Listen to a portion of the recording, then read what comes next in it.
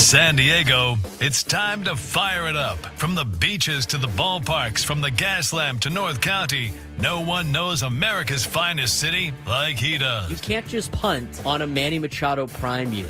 He's a fourth-generation San Diegan, born and raised in the heart of this community.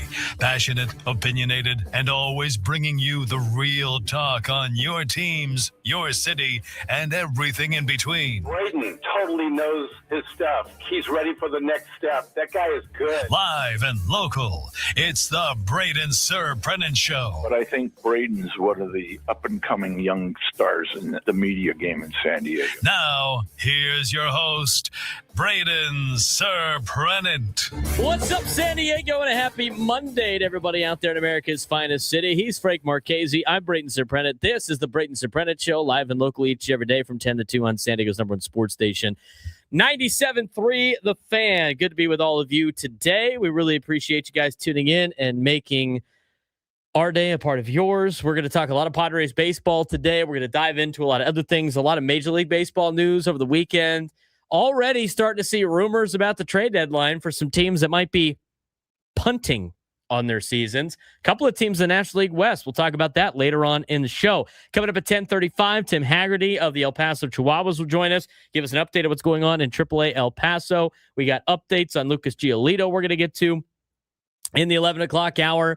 A lot of Padres baseball talk, a lot of MLB talk here on the show today. Padres have an off day today, and they will be back in action tomorrow in Milwaukee. They'll have a 3-game series in Milwaukee, and then they will go to Seattle for 3 on this quick little road trip before they welcome back the Los Angeles Dodgers, who just lost 2 out of 3 to the Atlanta Braves. Braves really beat up the Dodgers over the weekend. Padres sit in first place, tied first place with the Dodgers, despite doing something that is, I don't know, been like never done before.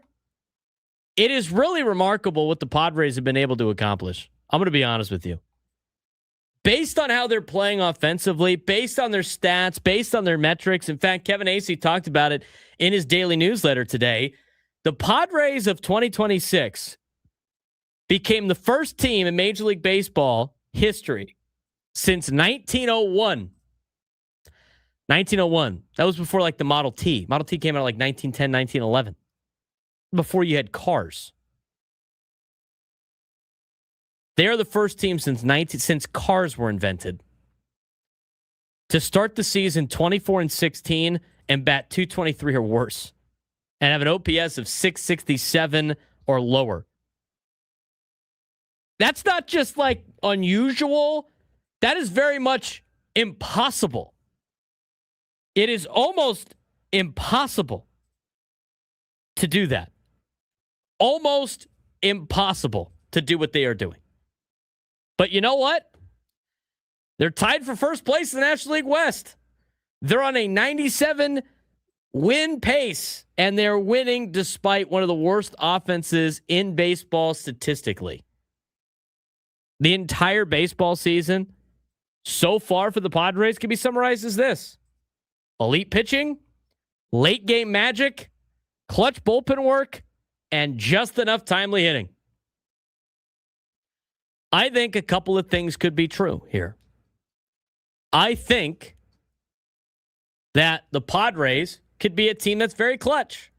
I think they could be a team that grinds out games to the very end. I think there are some positives about being as good as they have been in the 7th inning or on. I also think there's some negatives of the fact of maybe we shouldn't be doing this at the beginning part of the season, at the beginning part of games. Maybe we should just take care of business early. It would be nice for them to jump out on teams early in the season and early in games. But right now, at least they're winning. But this is not a sustainable approach to winning baseball games. I thought the way they battled in games 3 and 4 against the Cardinals and splitting with St. Louis in a 4-game series, I think that was huge. Coming off of what was a tough game to watch on Thursday, that was one of those games that just didn't go your way. And an absolute abysmal game on Friday. Friday was rough. That was rough to watch. Friday night's game. A lot of people on Fernando Tatis Jr.'s behind on Friday night's game. Look, I don't want to come out like it's defending him It's a bad play. He should be better than that. I know he was coming up to try to gun the second guy at the plate. You know, he's obviously in a space right now that's not the best. Giving up that play was tough. But you know what? He then contributed the next day on Saturday. Got a pitch low and away, flicked it into right field, scored 2 runs, helped the Padres win a ball game. Manny Machado hit a home run on Saturday, get themselves an insurance run. Big win on Saturday, gritty performance out of Mason Miller coming in to get a 4-out save. He even had to get 4 strikeouts in the 9th inning because of a drop third strike.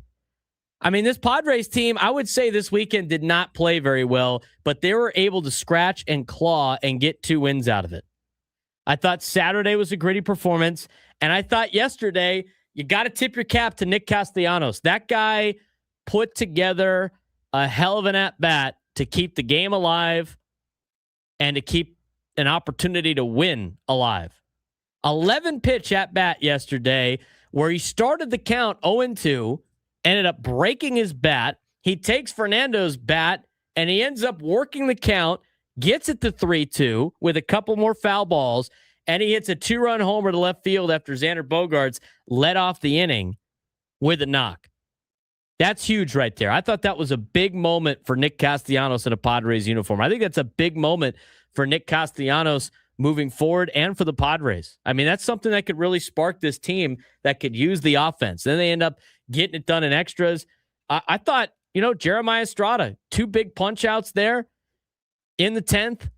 They're able to strand the runners, not give up any runs, and then they work the bases loaded with nobody out. Tatis ends up working a walk to load the bases. Manny just needs a sac fly. Great effort out of Ramon Laureano to score from third, and the Padres they split the series against the Cardinals over the weekend, and they salvage the weekend, I think, too.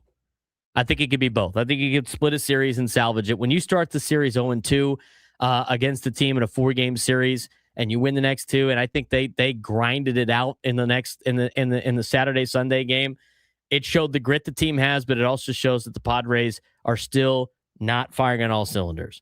And I will say this: I am encouraged by the at-bat that Fernando had where he just missed a home run.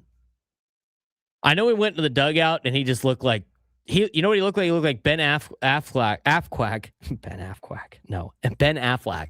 He looks like Ben Affleck on the paparazzi photos that use for memes where he's walking outside to pick up his Dunkin' Donuts. He's got a cigarette in his mouth, just like so like. That's what Fernando looked like in the dugout. You know it's bothering him. He's not hitting a home run. He just missed that. That was a lot better of a home run swing, if you will. I was encouraged by that at-bat. I was encouraged by the at-bats later on in the game for Fernando. I think Fernando's about ready to turn this thing on. I really do. So, overall for the weekend, I thought the Padres had 2 gritty performances on Saturday and Sunday. I think Friday is a game to forget and never think about ever again. I thought Thursday's game, which we already talked about, was just one of those games in baseball. And despite not being good on offense at this point in the season and really relying on your bench and your role players, I think the Padres have done a good job with putting themselves in a position to be right there and put the pressure on the Dodgers. I mean, they're 24-16. So this is not sustainable. I think we're all in agreement on that. They're not playing to the best of their ability, but they're still finding ways to win. And at this point in the season, the fact that they're tied for first place, it really buys them some extra time. And by the way, we're going to talk about what Bob Nightingale said over the weekend about some trade pieces for some teams. There's a couple of teams that are punting, that might be punting at the deadline, that it's going to make it a little bit more of a breathable situation for the Padres long term. It's going to give them time to work through this offensive woes. I mean, if you go through the season and Fernando hits 250 this year with a 600 OPS and Manny hits under 200 with a 600 OPS, you're not going to be very good. I'm betting on the fact that they're not going to do that. But right now, they're winning. They're still winning games. And at the professional level, you need to be able to win games. They're 24-16. They're tied for first place. I mean, overall for the weekend, it would have been nice to take 3 out of 4. But the way that Thursday and Friday went, being able to grind out 2 wins, I think is great for the Padres. What did you see over the weekend, Frank? Well, Friday was certainly interesting. For one, Saturday, solid game. You get a good performance out of Randy Vasquez, something he's given you all year long. Trouble out of Mason Miller, but again, as Craig Stammen said post-game, he's not going to be perfect every single game. There are going to be times where he has issues, and Saturday was one of those times. He was unavailable yesterday, as Stammen said post-game. And then yesterday, that was, if you want to find a reason why you sign a guy like Nick Castellanos and take a chance on a guy like Nick Castellanos at major league minimum, that's why. That exact at bat is why. Down 0-2 right from the very beginning. It could have been just easy for him to just swing and miss or take a close one, but he didn't. He fought, he battled, and in the end, he got a huge, huge reward for it. So that right there, I think justified, that one at bat right there justified Nick Castellanos' $750,000 right there. My thing on Nick Castellanos is I think he's finally getting to a place now where he is feeling more comfortable with being the player that he's supposed to be, right? Being the player he's supposed to be in terms of a bench piece. Because that's a different role for guys, to be the guy that comes off the bench, right? That's a different role for guys. So when you see that Nick Castellanos is starting to really heat up a little bit, and he did in the 3 games in San Francisco, he hit 455 over that 3-game stretch. And then that was remember we had to listen to all the phone calls from people going like, we got to get Fernando off second base. We can't have Castellanos playing. Well, you know what? The guy's been starting to hit a little bit. You got to play the hot hand. You got to get him out there. But the reality is you have to give him an opportunity to adjust as a role player, as a pinch hitter, as a guy that's going to spot start. And I really think he's starting to take over that role. You know what this reminds me of, Frank? This reminds me of a couple of years ago where David Peralta was close to being DFA'd. And I don't think Nick Castellanos is close to being DFA'd. But David Peralta was close to being like, all right, I don't know if we could get anything out of this. And then he got the big hit. And he got the home run in Texas. Yep. Mm-hmm. And then it turned into a big contributing player to the San Diego Padres. I think Nick Castellanos could do that. Again, it was a 9-pitch at-bat over an 11-pitch at-bat. But still, a 9-pitch at-bat where he went down 0-2, he broke a shillelagh, he fouled off a lot of pitches, and he hits a home run. It was great. And you know what? I think you got to get him in the lineup a little bit more now. I think you got to continue to play the hot hand. I think Craig Stammen's done a great job doing that. But overall yesterday, I mean, just another big comeback win for the Padres. And look, I know the offense isn't doing well, but what do a lot of these teams, Frank, that make deep runs do? They have a lot of They have a lot of moments like this. And I think what people need to understand is if you go out and watch all of Major League Baseball, the difference between good teams and great teams, and the difference between good teams and bad teams, they're the teams that show up late and get the job done when they need to, regardless of what the score is early in the game. So as much as a lot of people want to say like, hey, it'd be nice to just cruise to a win all the time, I just don't think that happens a lot in Major League Baseball. I mean, watch Atlanta. Atlanta had that on Saturday. They jumped out on the Dodgers and just kicked their ass for the entire game. But if you look at Atlanta's wins, a lot of their wins have been comeback wins from the 7th inning on. And a lot of their games have been determined in the final 3 innings of the game where they have overcome a lot of adversity to be able to win those games. And they're the number 1 team in baseball right now. I would agree it's unsustainable to a certain extent, but these teams are very good in Major League Baseball. The fact that the Padres are winning these games, I think is great. Because you're winning. I mean, that's the best part, right? So as much as you have all these numbers that aren't doing well, we'll talk about the clutch numbers in a second, but they're turning it on when they need to. It would just be nice if they jumped out to a little bit of a lead. Yeah, no, for sure. And I think I saw the number yesterday. The Padres are hitting 357 in the seventh inning or later. That is, while good, is not sustainable, especially when you're not hitting at all in the first six. So that needs to get spread out for sure. I think it's only 8 first inning runs this season, which is worse than Major League Baseball. You finally got the leadoff runner on via walk yesterday. So there's just so much with this offense that needs to be unpacked and changed and checked. It's just going to need a little bit more time for it.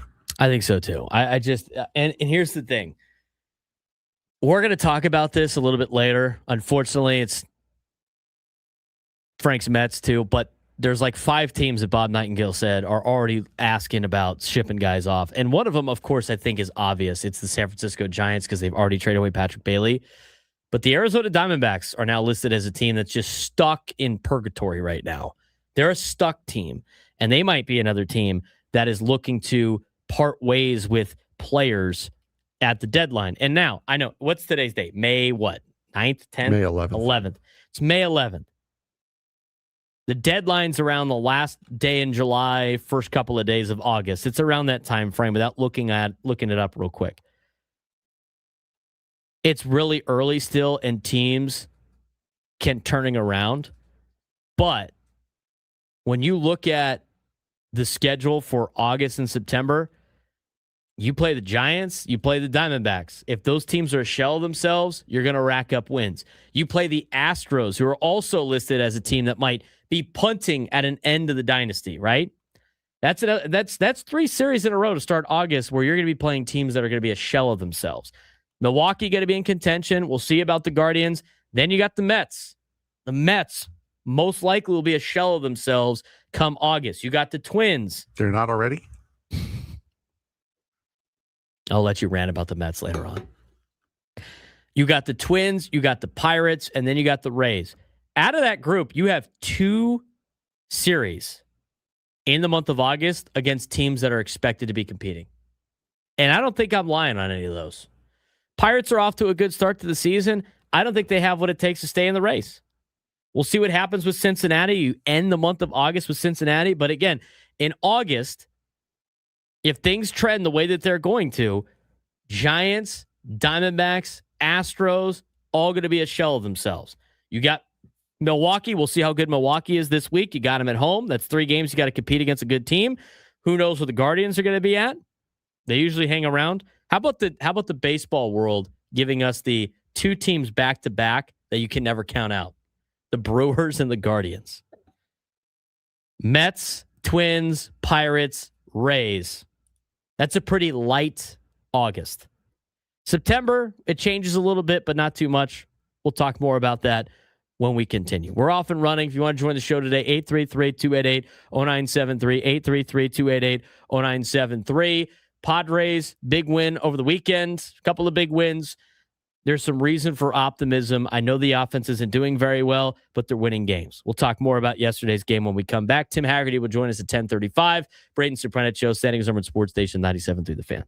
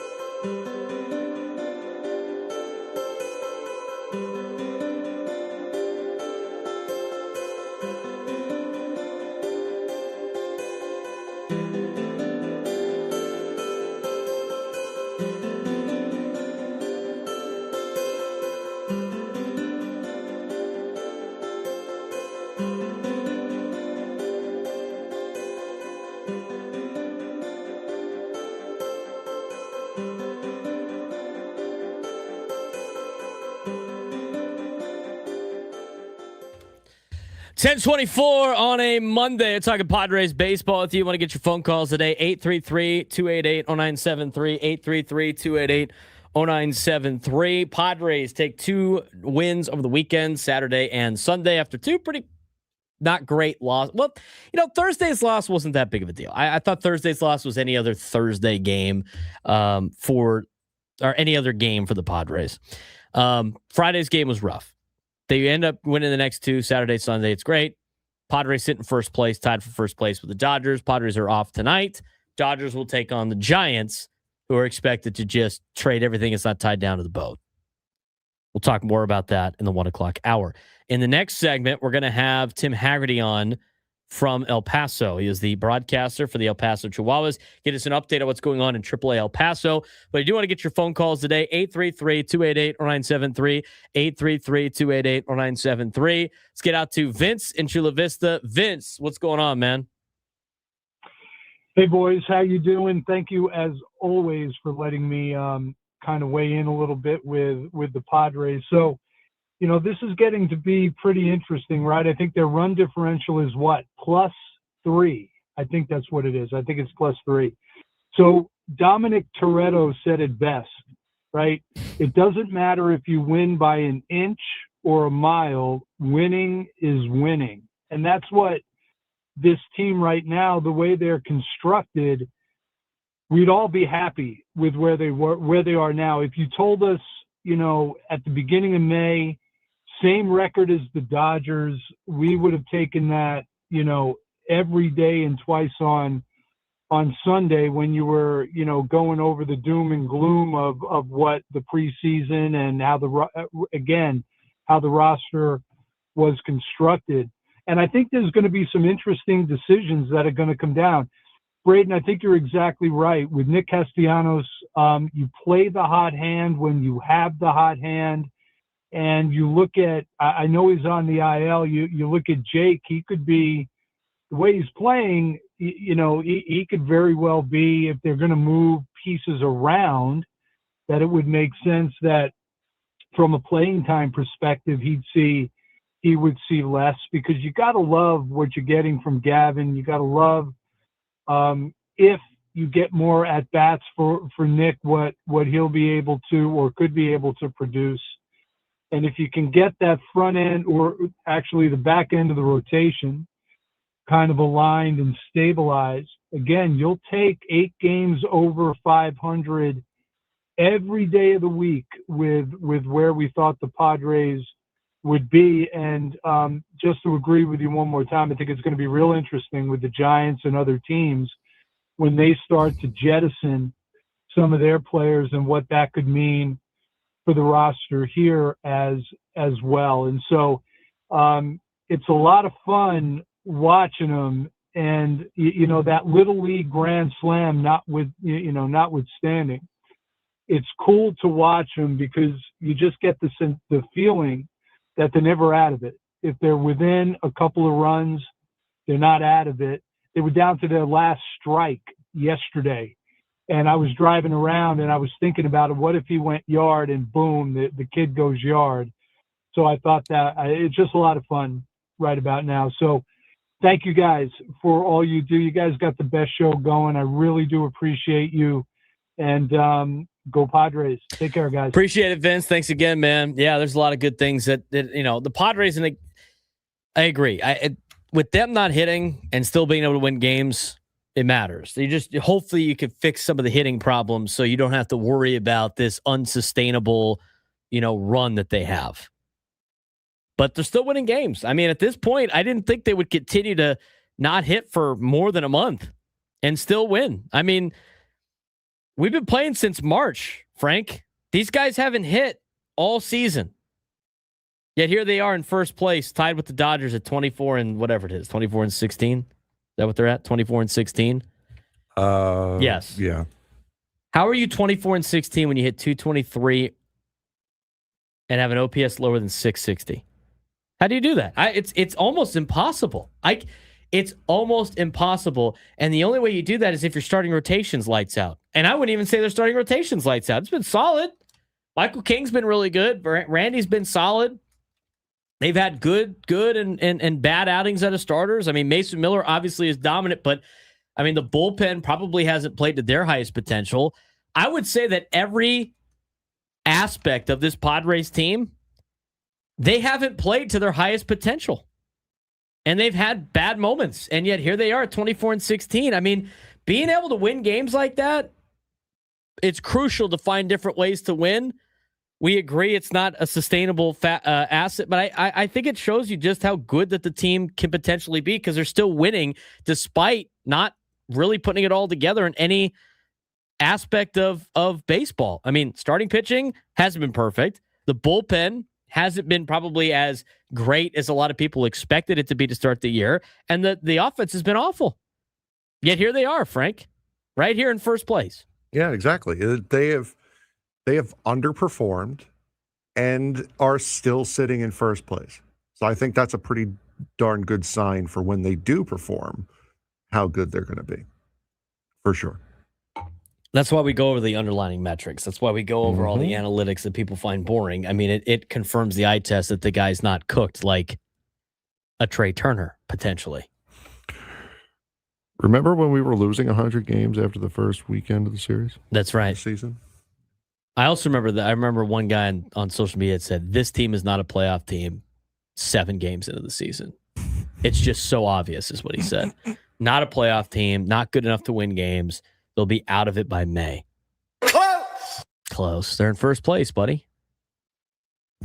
My bad, dog. My bad. I really thought I had him right there. Really thought I had it right there. Right? But here's the thing. I feel very confident I was right. Here's the reality of that situation, because some people are like, it's not going to work in the postseason. It's not going to work in the postseason. But is this ever their roster in the postseason? Is it ever their roster in the postseason? No. Is their roster in May ever anything close to what it is in October? Never. I mean, at this point in the year last year, they're pretty sure they still had Yuli Gurriel on the team. And Jason Hayward. They had Martin Maldonado on the team for like most of the year. I'm pretty sure Gurriel was gone by this point. I know Hayward stuck around longer. I think Gurriel was gone by this time last year. I mean, I'm telling you, like, this team is never the same by the time they get to October. You don't know what A.J. Preller's got up his sleeve. 833-288-0973, 833-288-0973. Have time for one more call before we get to Tim Haggerty. Let's get out to Bruce in Carmel Valley. Bruce, what's going on? Bruce, you there? Yes, I am. What do you got for us today, Bruce? Multiply 24 and 16 out. That's 96 and 48. That's a great record to end up with at the end of the year. It is. They're on pace for 97 wins. I mean, 96, 97 wins. I don't think they can keep this pace up playing the way they're playing. I don't think that at all. But the fact that they're on a 97 win pace is pretty remarkable considering the circumstances. Manny Machado said it best yesterday. We need to hit. Yeah, you do. You do need to hit. They know the offense is underperforming. Nobody in the clubhouse is pretending otherwise. Nobody thinks that everything's fine. They're winning games. They're finding a way to win games. They're trying to address their hitting problems. When we come back, we'll have Tim Haggerty on from El Paso. He'll give us an update on what's going on for the El Paso Chihuahuas as we have a minor league report each and every Monday. Always do this. We're going to let you know what's going on in AAA El Paso, see what might be coming up the pipeline. When we come back on the Braden Surprenant Show, Standing Over Sports Station 97 through the Fan.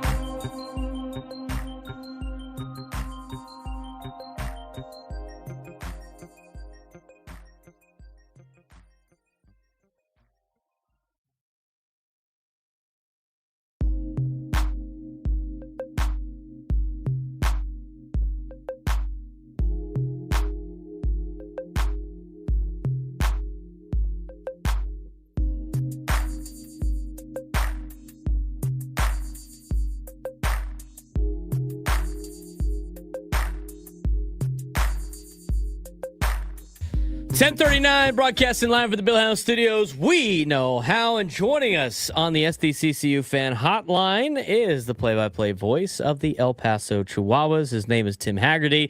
He joins us about a month after he joined us last time as we get our minor league reports going through the different levels of the San Diego Padres affiliations, focused on the El Paso Chihuahuas this week, who are coming off of a series win in their last series and have been playing some pretty good baseball as of late. Tim joining us on the SDCCU fan hotline. It's not Big Bang Banking, it's better. Tim, what's going on? How's your Monday off day? Going well, and thanks for having me on again. It's good to have you on. It's good to talk some El Paso Chihuahua baseball. The Chihuahuas sitting at 19-20 on the season, coming off of a couple of good series in a row, have really shined with the home runs this season. What has been the key to that offensive success? It sounds like Jace Bowen's off to a great start to the year, but El Paso leading the league in home runs. Obviously, a lot of high altitude, but they're really swinging the stick well right now. Yeah, I think what's happened is a number of hitters have gotten hot at the same time. Jose Miranda, the former Minnesota Twin, who Padres fans saw in spring training, his bat's heating up. You mentioned Jace Bowen. He's up to 10 home runs, which is second most in the league. Has some great speed as well. His 4 triples are the most in the league. I think if you look at his line, he has struck out 40 times in 32 games. That's the one thing I think he's working on is the swings and misses, but definitely a good power and speed combo there. And some other guys. The Padres signed Pablo Reyes, a veteran infielder. He's played in the majors with a handful of teams, and he has reached base in all 27 games he's played in.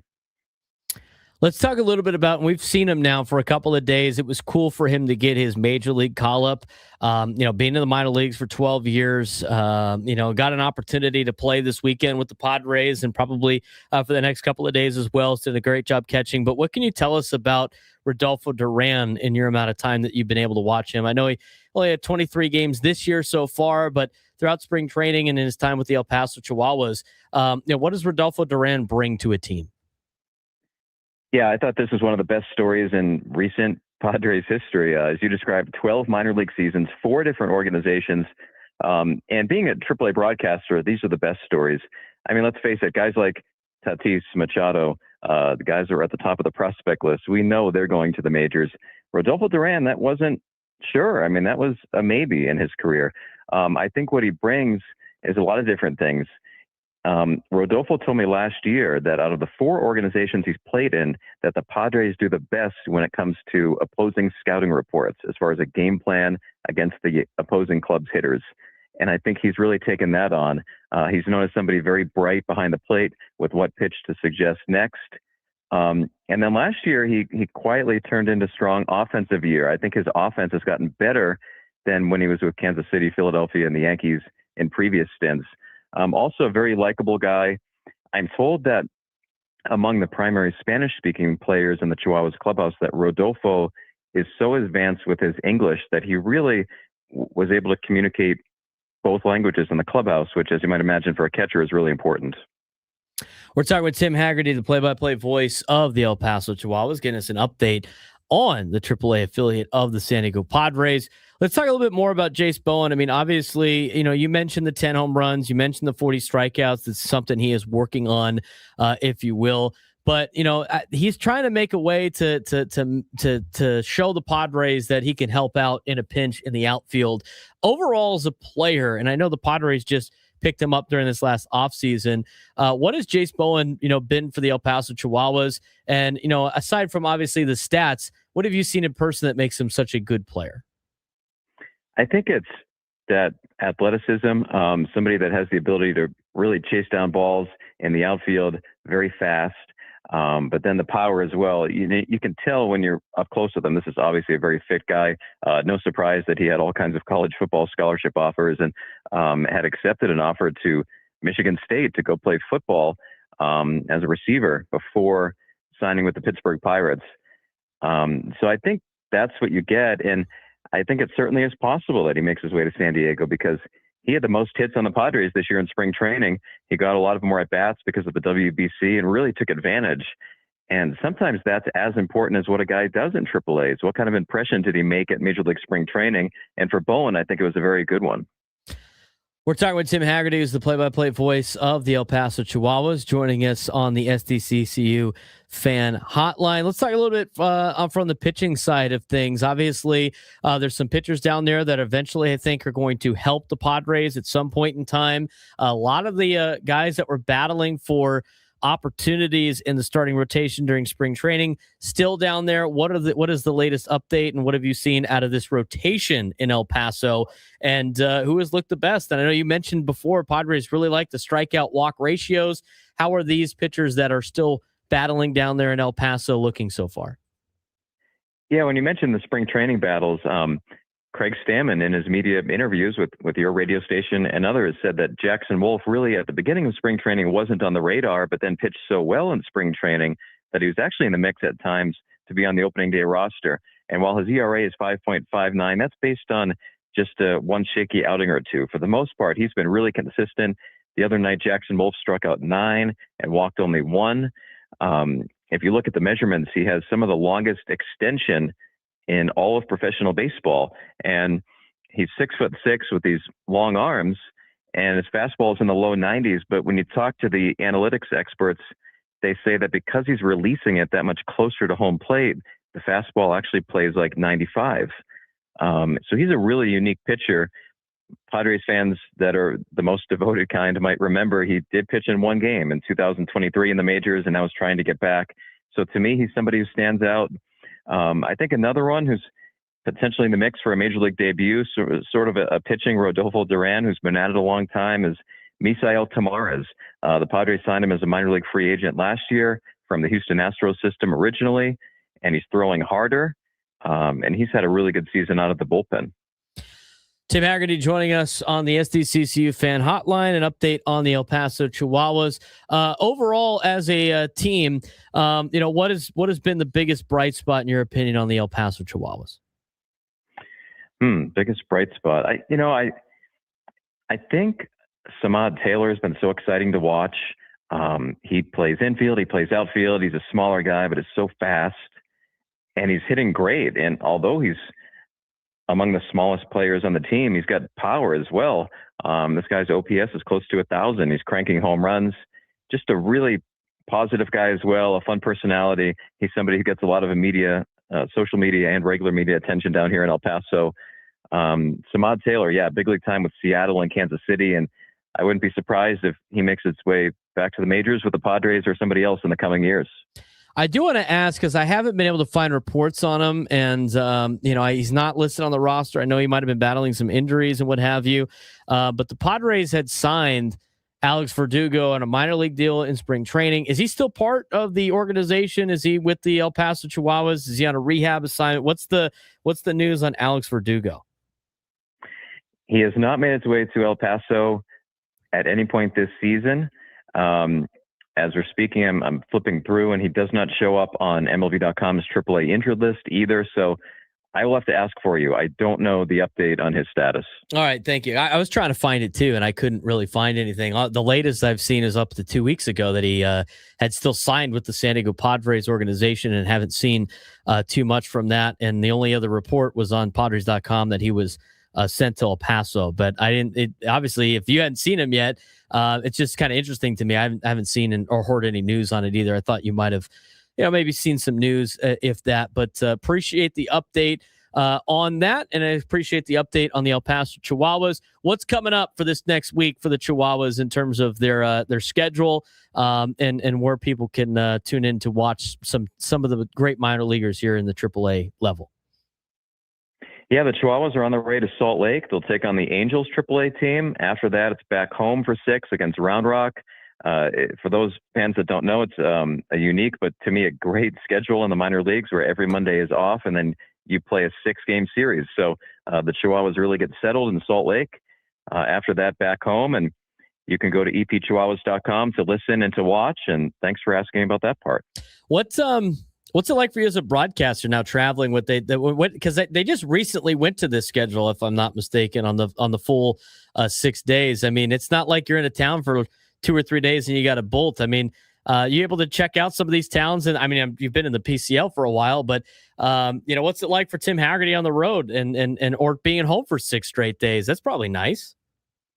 It is beyond nice. It is life-changing, and I'm not exaggerating, because the old Pacific Coast League schedule would be a 3-game series or a 4-game series. You didn't have hardly any days off. There'd be 1 or 2 days off a month, and there was league rules that you had to take the first flight out. So you'd finish up a homestand, get back to your home at 11:30 p.m., and you'd have to be at the airport at 3 a.m. the next day to get to Fresno, and traveling, trying to do your work throughout the day, and then you arrive at the hotel and the rooms aren't ready, and then you walk over to the ballpark and there's a game that night.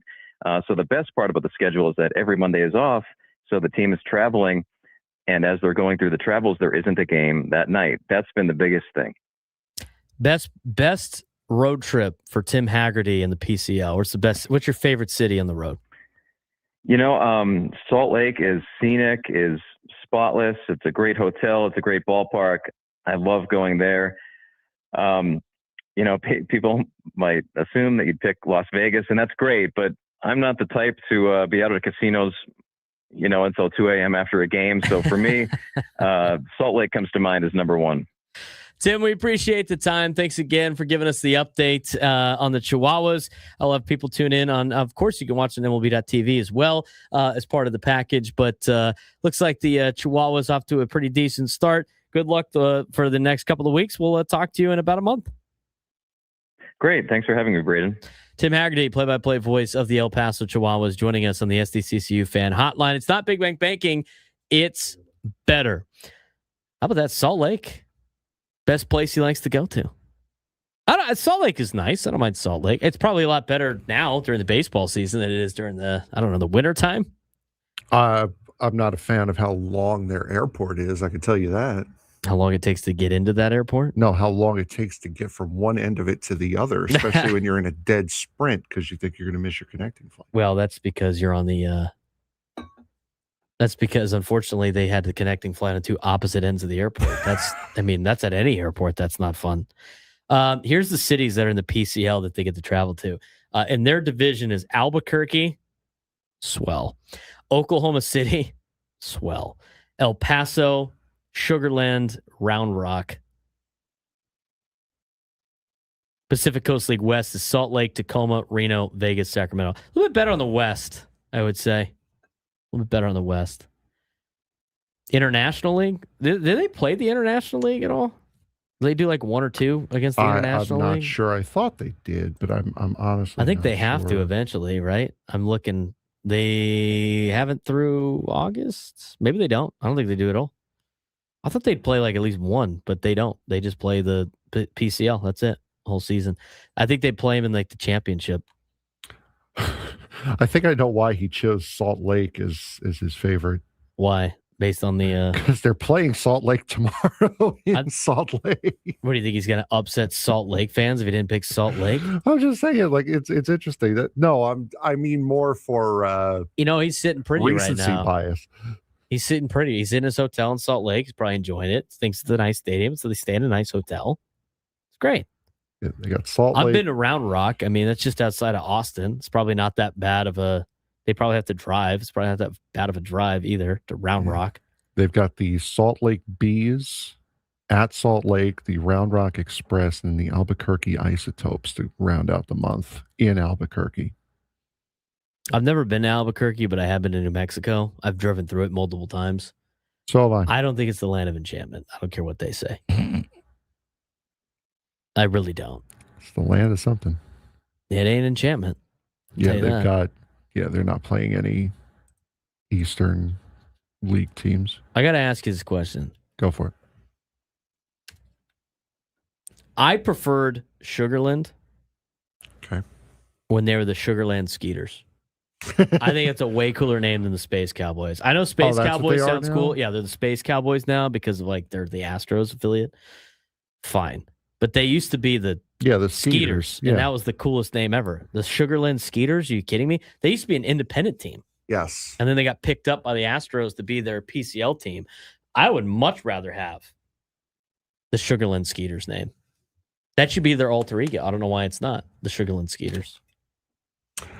We're talking about the minors so we can get you guys more educated as to guys like Rodolfo Duran, who may have to come up and fill some spots and fill some gaps here and there so you know who he is. That's kind of exactly why we're doing this. We're going to be doing it with San Antonio next week. With the missions. Kind of important. We do it once a week. I think it's interesting to see some of the stuff that's going on in the minor leagues and get an update on what's going on down there. Chase Bowen has 10 home runs already. I mean, that guy's on a tear right now. I bet you he comes up eventually next injury. Wouldn't be surprised. 833-288-0973, 833-288-0973. When we come back, we'll talk more about the Padres and some of the funky stats that they have and how they're overcoming that.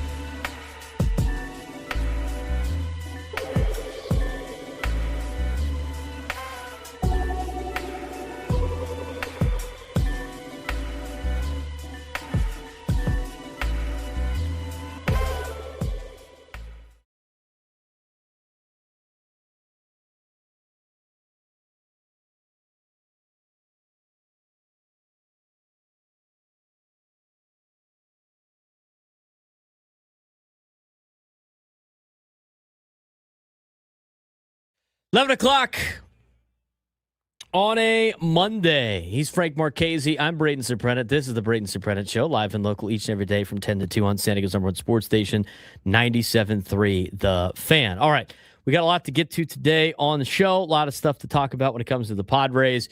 Just had Tim Haggerty on. Big thanks to him for joining us on the show today.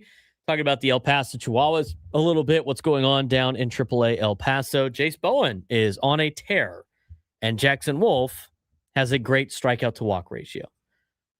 Chihuahuas have won the last couple of series. They're going to be in Salt Lake City this week. There's your update. Let's get to what's going on with the Padres right now. Okay, so we talked about this in our open. Now here's the deal with the Padres. The 2026 Padres became the first MLB team since at least 1901 to start the season 24-16 and bat .223 or worse. They have an OPS of 667 or lower, which is almost impossible to do, yet they're doing it. The Padres are tied for first place in the National League West. They're on a 97-win pace. They are winning despite one of the worst offenses in baseball statistically. The entire season so far can be summed up as elite pitching, late game magic, clutch bullpen work, and just enough timely hitting. But everyone inside the clubhouse has acknowledged the same reality. Yeah, this isn't going to last very long. They know it. We know it. Media knows it. They are living on late inning chaos. I mean, the Padres, listen to this for some clutch numbers, is laid out by Kevin Acee in his newsletter. Padres' .273 batting average in late and close situations is fifth in Major League Baseball. 73 runs scored in the seventh inning or later is fourth in Major League Baseball. And they're outscoring their opponents. Get this, Frank. Did you see this stat? They're outscoring their opponents 28-3 in the ninth inning. That's absurd. That is absurd. Two things could be right. The offense is not very good in innings 1 through 6, and they're dominant in the late innings. They could be. That's the sign of it is one of the signs of a good team is being able to win and be dominant in the late innings. I mean, outscoring your opponent 28-3 in the ninth inning is crazy to me. Crazy. The team has become one of baseball's versions of hang around long enough and steal it late. I thought they stole yesterday's game. They have stolen a lot of games this year. A lot. The problem is, though, the underlying offense numbers are alarming. Padres are hitting just .209 as a batting average, .269 OBP, .355 slug against starting pitchers. Opposing starters have dominated San Diego all year, a 3.22 ERA combined against the Padres. 9 starters have held them scoreless for 5+ innings already. That's not a division-winning offense. That's not a playoff offense. That is awful.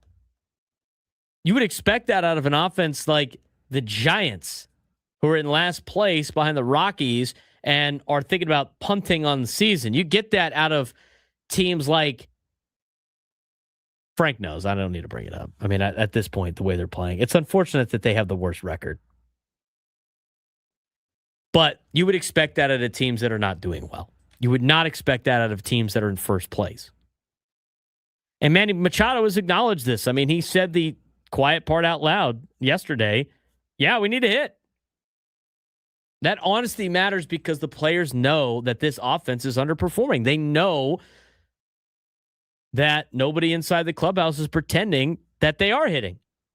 And Machado's struggling himself. He's hitting 191 with 172 average with runners in scoring position, and he's hitless in his last 7 opportunities with runners in scoring position.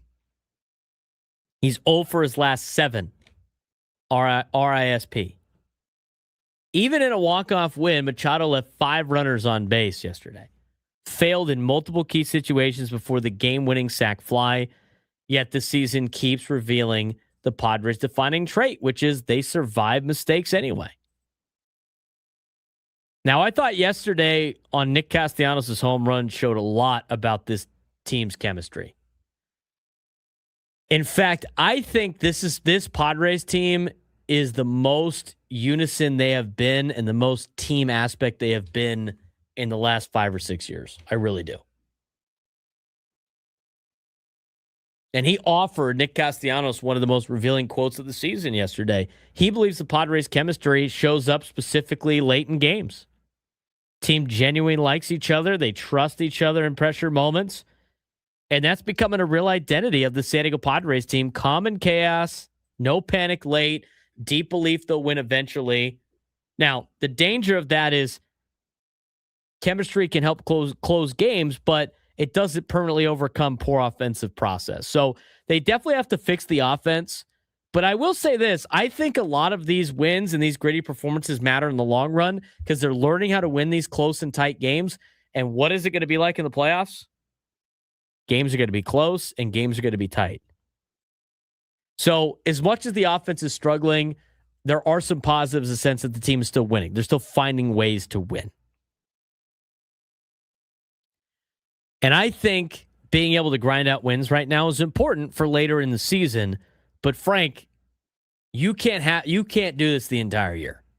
You're going to be in trouble. No, absolutely not. I mean, you had 10 hits over the course of the 3-day weekend. St. Louis had 11 on Thursday alone.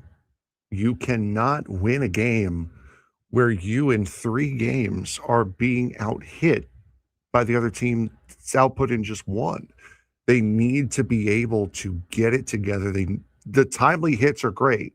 It's good that they are good and confident in clutch situations. You can't rely on being in a clutch situation in order for this team to be good. Sometimes you do have to get out there and just win a laugher. And that's something that this team just has not done yet this year, or at least have not done often. They haven't done it too often.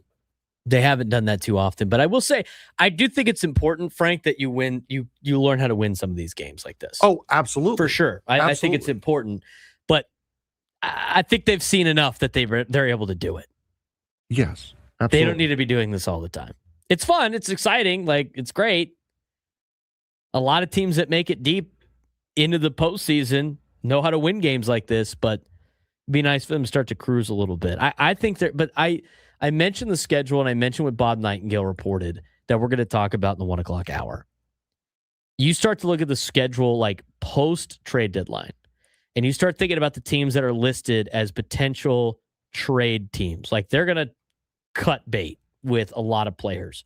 He talks about the Giants. He talks about the Diamondbacks. He dangles the carrot with the Tigers a little bit, which is interesting, even though the Padres have already played them. Again, that's why it goes back to it's not who you play, it's when you play them. I mean, there's going to be some teams potentially playing the Tigers that are not even close to the Tigers team that the Padres play at the beginning of the year. But he mentions the Giants, he mentions the Diamondbacks, he mentions the Mets. I mean, these are all teams in the National League that you would expect to not be buyers at the deadline, right? He mentions the Astros. He mentions some Phillies concerns, although probably not that much. But in terms of the National League, Mets, Giants, Diamondbacks, and then in the American League, the Astros, all of those teams, guess when the Padres get to play all those teams? August. They play the Giants, they play the Diamondbacks, then they play the Astros. In fact, they play all 3 of those teams in a row to start August. And why is that significant? That's going to be when these teams have just jettisoned everybody off their team. And a week later, after you play Milwaukee and Cleveland, who knows? Like, Milwaukee, I would imagine, is probably going to be in somewhat of the race. We'll see how good they are this week when the Padres go to Milwaukee tomorrow. I mean, they're already there, but they're going to play them tomorrow. And we'll see how good the Guardians are good. But then they got the Mets. And then they got the Twins. And then they got the Pirates. I mean, these are teams that are not expected to be competitive at that point in the year. That's where you rack up wins. And that's where I think, Frank, you're going to see some of those, laughers. You're going to see the team, jump on starters early because they're going to be seeing a lot of starters that they are not going to be seeing in the postseason. Right. And it's that right after the trade deadline that you're talking about. That's when a lot of these big teams get a lot of those wins, go on those big winning streaks. It's not necessarily right now. A lot of teams are hanging on. A lot of teams are trying to do their best. You, of course, have some outliers. You have the Cubs. You have the Braves, who are just continuing to win games and win them in large chunks. But you're going to get to that point in the season where you're going to be playing a lot of depleted teams, a lot of teams that have sold. And that is where your big wins are going to start coming in bunches. And that's where the numbers are going to start to level themselves out. If you look at September, Cincinnati, I think, is a wild card based on how they're playing, based on where they're at. I mean, they're good enough to be around at the end of the year. They were around at the end of the year last year. Like, do they have enough pitching? They've had a lot of, significant injuries right now. The biggest wild card to me is the fact that the National League Central is all above 500. The Reds are technically in last place right now. They're 22-19. I mean, they're right on the Padres' tail. They would be in third place in the National League West. They're in last place in the Central. And those teams are all going to start playing each other and beating each other up. So I view as I look at the post-deadline schedule, this is where a lot of teams rack up wins, like we talked about. Kind of the whole point of this conversation. I view all Central teams as a wild card. So they have Cincinnati first day or last day of August and first 2 days of September in Cincinnati. They got the Yankees in September. Now the Yankees, they're the best team in the American League right now, tied with the Rays. Okay, but then this is what you got: Washington. Who knows who's going to be on their team post deadline? The Giants, the Rockies, the Marlins, who, albeit playing a lot better than a lot better than a lot of teams think, but that's another team in September. And then you got the Dodgers for 3, and then you got the Diamondbacks, who again might be a shell of themselves. You look at September right now, you might have 2 series against teams that are going to be in the playoffs. So that's why it's kind of important right now to this is, I think, the tread water portion of the schedule where you can stealing wins is fine, and being able to grind out games is fine. I think the schedule is going to lighten up a little bit at that point in the season.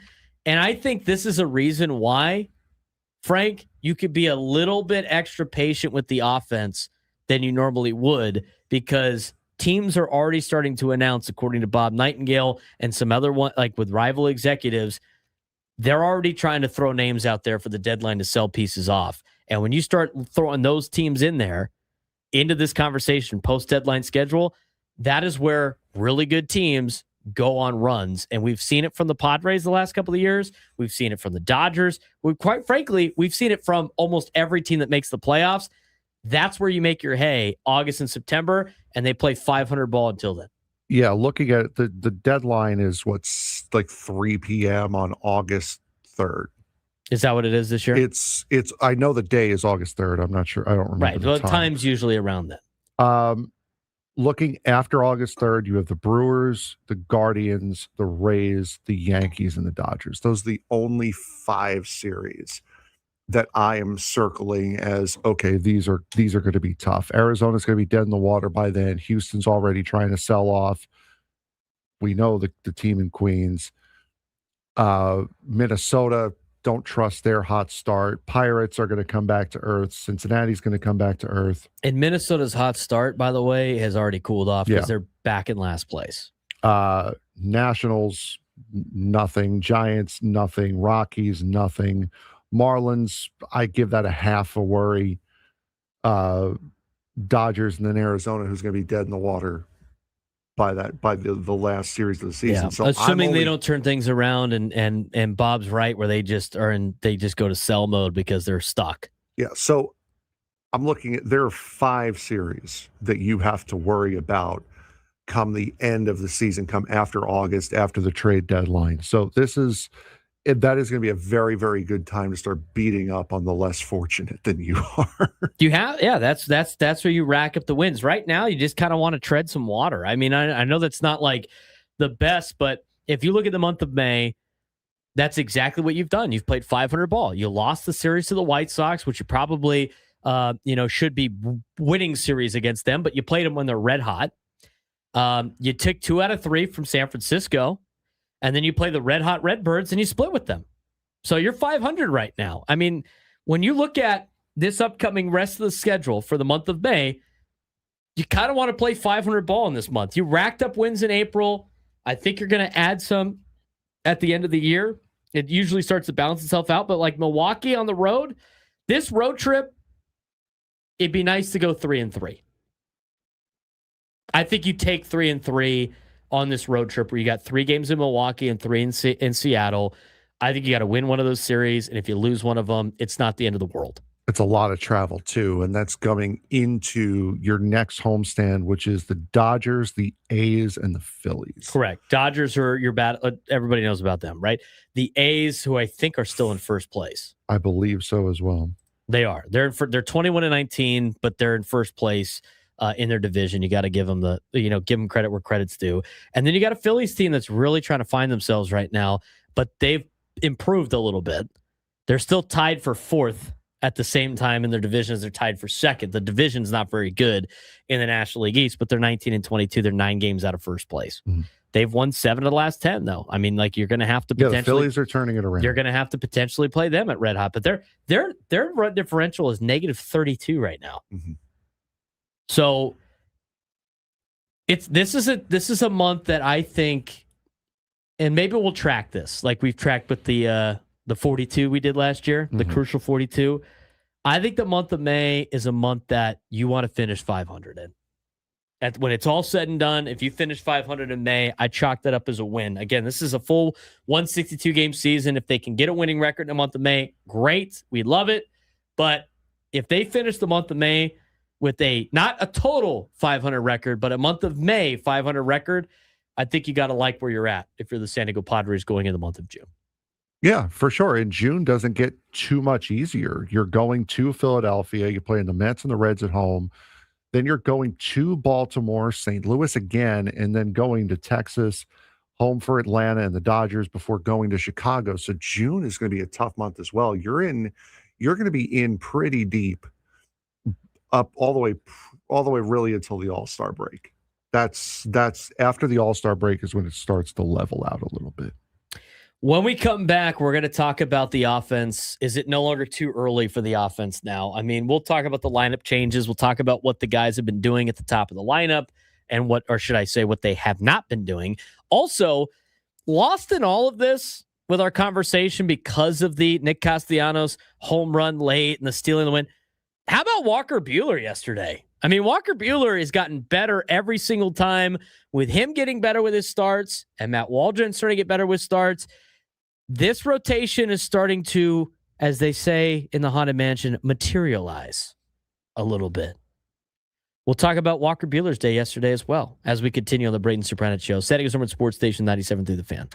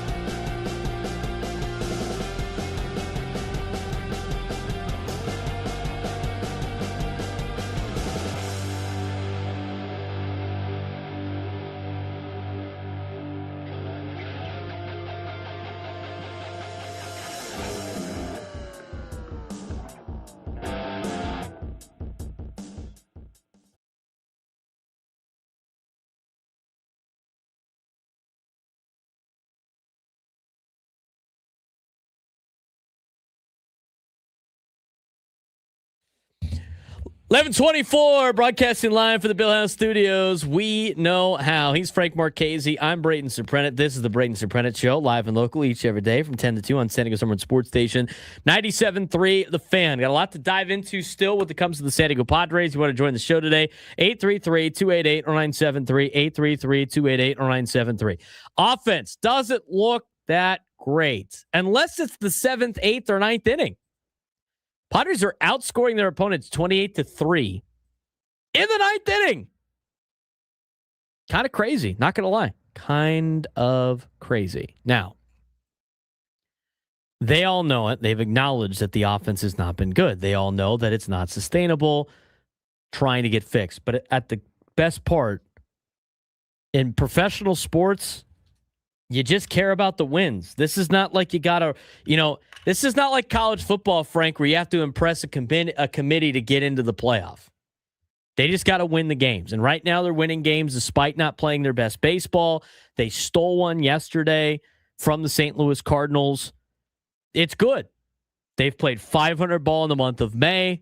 That's fine, especially with the way that they played in the month of April. We talked about the schedule leading up and really being in the second half of the season. It lightens up a lot for the Padres. This is not like a couple of years ago where August and September was brutal. They got a big, very favorable schedule in the final 2 months of the year. Where they don't have a favorable schedule, this next couple of months, May, June, July, at least through the end of July, they got a lot of tough opponents coming up. I mean, they got to play Atlanta twice in the next 3 months. They're playing the Dodgers 3 separate times, if I'm not mistaken, during this stretch. They got that East Coast road trip that's thrown in there that's difficult to deal with. They got to take on St. Louis again on the road during this time frame. I mean, they got a lot of tough games in a row. They got the Cubs again in Chicago. I mean, a lot of the good teams that they're going to be competing with for a playoff spot or in the National League playoffs, if they get there, are going to be teams that they play in the next 3 months. So obviously the offense needs to be fixed a little bit. What was lost in yesterday's game, at least on our show so far, was the fact that Walker Buehler was great. He gave up the 1 home run to Jordan Walker, who, by the way, I don't think that ball has landed yet. He hit that thing on top of the Western Metal Supply Company building. But we know he's not an overpowering ace anymore. But I think he's evolving into this a different level of pitcher. A command first, sequencing heavy veteran starter. And his last couple of outings have been good. He gave up 2 runs yesterday, but you know what? As a number 5 starter, potentially, he is doing exactly what you want. And you know what he did, Frank, for the first time? I think for the first time. Went 6 innings. He went 6 innings. It looked a little bleak there for a second. I thought, oh boy, here we go again. Got the leadoff guy on. Try to get out of this. Or at least they had a guy on base with 1 out. Walker Buehler, I think, has done a fine job. 5.2 ERA, not the best. You like to get that under 5, and I think he's trending in that direction. But if you look at his game logs, his last couple of games have been pretty solid for the Padres. He battled, I thought, against the Giants. He battled against the Cubs. And so far this year, when he pitches, the Padres have won 5 games. They're 5-3 in the 8 starts that Walker Buehler has made. He's done a fine job. And he looked like it yesterday. I mean, his fastball velocity no longer elite. I thought it was great to see him throwing in the 6th inning. Still hit 94. I know it wasn't very high. I know that's not very high in the grand scheme of things, but when he's already not throwing at a high velocity, the fact that he's kind of staying at that same level through the later portion of his start, I think is great. He used 6 pitches yesterday regularly. Big emphasis on first pitch strikes, big emphasis on pitching ahead in accounts, avoiding mistakes, and some key numbers from his stat line yesterday. 6 innings against the Cardinals. Only allowed 3 hits. I know one of them was 2 runs, but he only allowed 3 hits yesterday. And he had 17 first pitch strikes to 21 hitters. This is exactly what the Padres hoped for when they gave him an opportunity. They weren't looking for vintage Walker Buehler. They were looking for a stable caliber, the end of the back of the rotation caliber arm that can help him throughout the year. And if it continues trending upward, the rotation becomes, again, it starts to materialize a little bit more. It starts to become a little bit more dangerous as the season progresses. I thought Griffin Canning pitched fine on Friday, probably a little bit of a setback. I mean, again, he hadn't pitched in a long time. He had a really good first outing, his debut outing. Didn't really get a lot of help from his defense on Friday because he was charged with the 6 runs that came across and the 4 that came on that, Little League inside the Little League home run, Little League grand slam, if you will. It's not really his fault. But I thought he's been fine. Matt Waldron, his last couple of starts have been solid. And we'll see what Lucas Goilito brings. And we'll talk about Lucas Gio in just a little bit. But, the bigger picture here is this rotation is really starting to settle in for the Padres, which I think is great. And I like the way Walker Buehler has been progressing. Bullpen continues to be a mainstay for this team. And that's with Adrian Morejon not really pitching up to what you would expect him to pitch to, but he's got 16 relief wins since the start of last season. I mean, the Padres have trusted. He's been like the Swiss Army knife of the bullpen. They bring him in tie games. They bring him in extra innings. They bring him in fireman situations. I mean, he's an all-hands-on-deck guy, Adrian Morejon. And he hasn't even been at his best. Let's talk about the offense.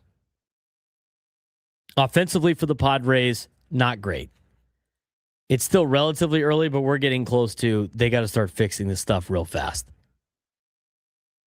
Because the offense has not been good. And we've talked about that a lot throughout this show. But you had multiple lineup changes and haven't really been able to sustain a spark so far. I will say this. I still like Jackson Merrill in the leadoff spot. I think you got to give him an opportunity to stay up there because I think he's done a good job of being more patient at the plate. I mean, he's 8 for 26, 2 doubles, a home run, 3 RBIs, 3 runs scored, 5 walks, 8 strikeouts, 1 stolen base in his last 7 games leading off. It's not like it doesn't blow you away, but it's a lot better than what it's been.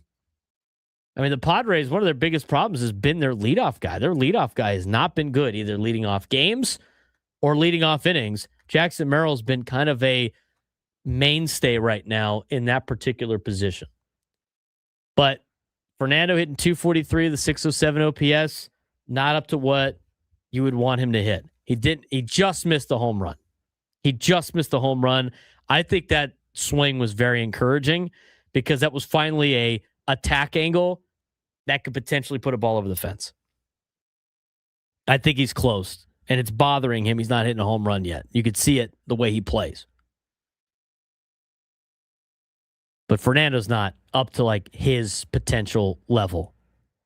Manny hitting 191 with a 649 OPS. He homered again on Saturday, and he's got some home runs coming through, but he hasn't been anywhere close to what Manny Machado is expected to be on this team, and he's working on it. Miguel Andujar starting to come back down to earth a little bit. We knew that was going to happen. When you look at his swing and some of his metrics, he was going to come back down to earth, but you were hoping that hopefully when he starts coming back down to earth, it's Fernando and Manny really stepping up at the plate. And Xander Bogaerts, I think, has been great, but he's still only hitting 268. I mean, when you look at Xander, that's kind of where he hits about 270 a year. But he's been leading all of the stat categories offensively for this Padres team. 833-288-0973, 833-288-0973. We talked a little bit about Walker Buehler. When we come back, update on Lucas Goilito. He could be showing up sooner rather than later. We'll get you that update. We'll get back to your phone calls, and we'll find out what's going on around the sports world with our sports thread when we continue on the Braden Surprenant Show. Setting us over at Sports Station 97 to the Fan.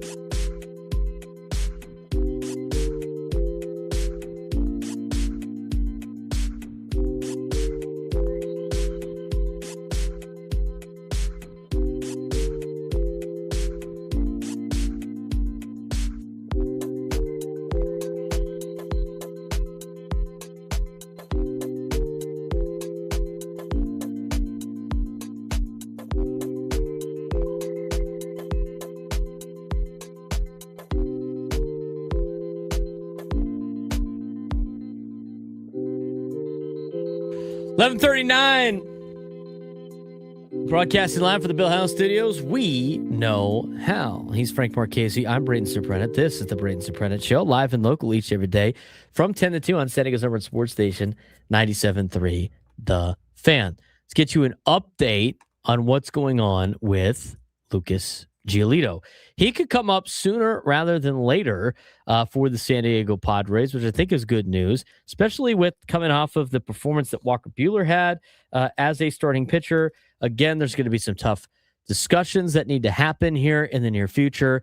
And a lot of the guys that are battling for spots are starting to force the narrative a little bit and force the conversation of staying on the team and staying part of this organization because of the fact that not everybody has options remaining on this team, especially in the starting pitcher role. So, latest update on Lucas Goilito that we got from Jeff Sanders in the Union Tribune over the weekend was, he looks ready for the big league rotation.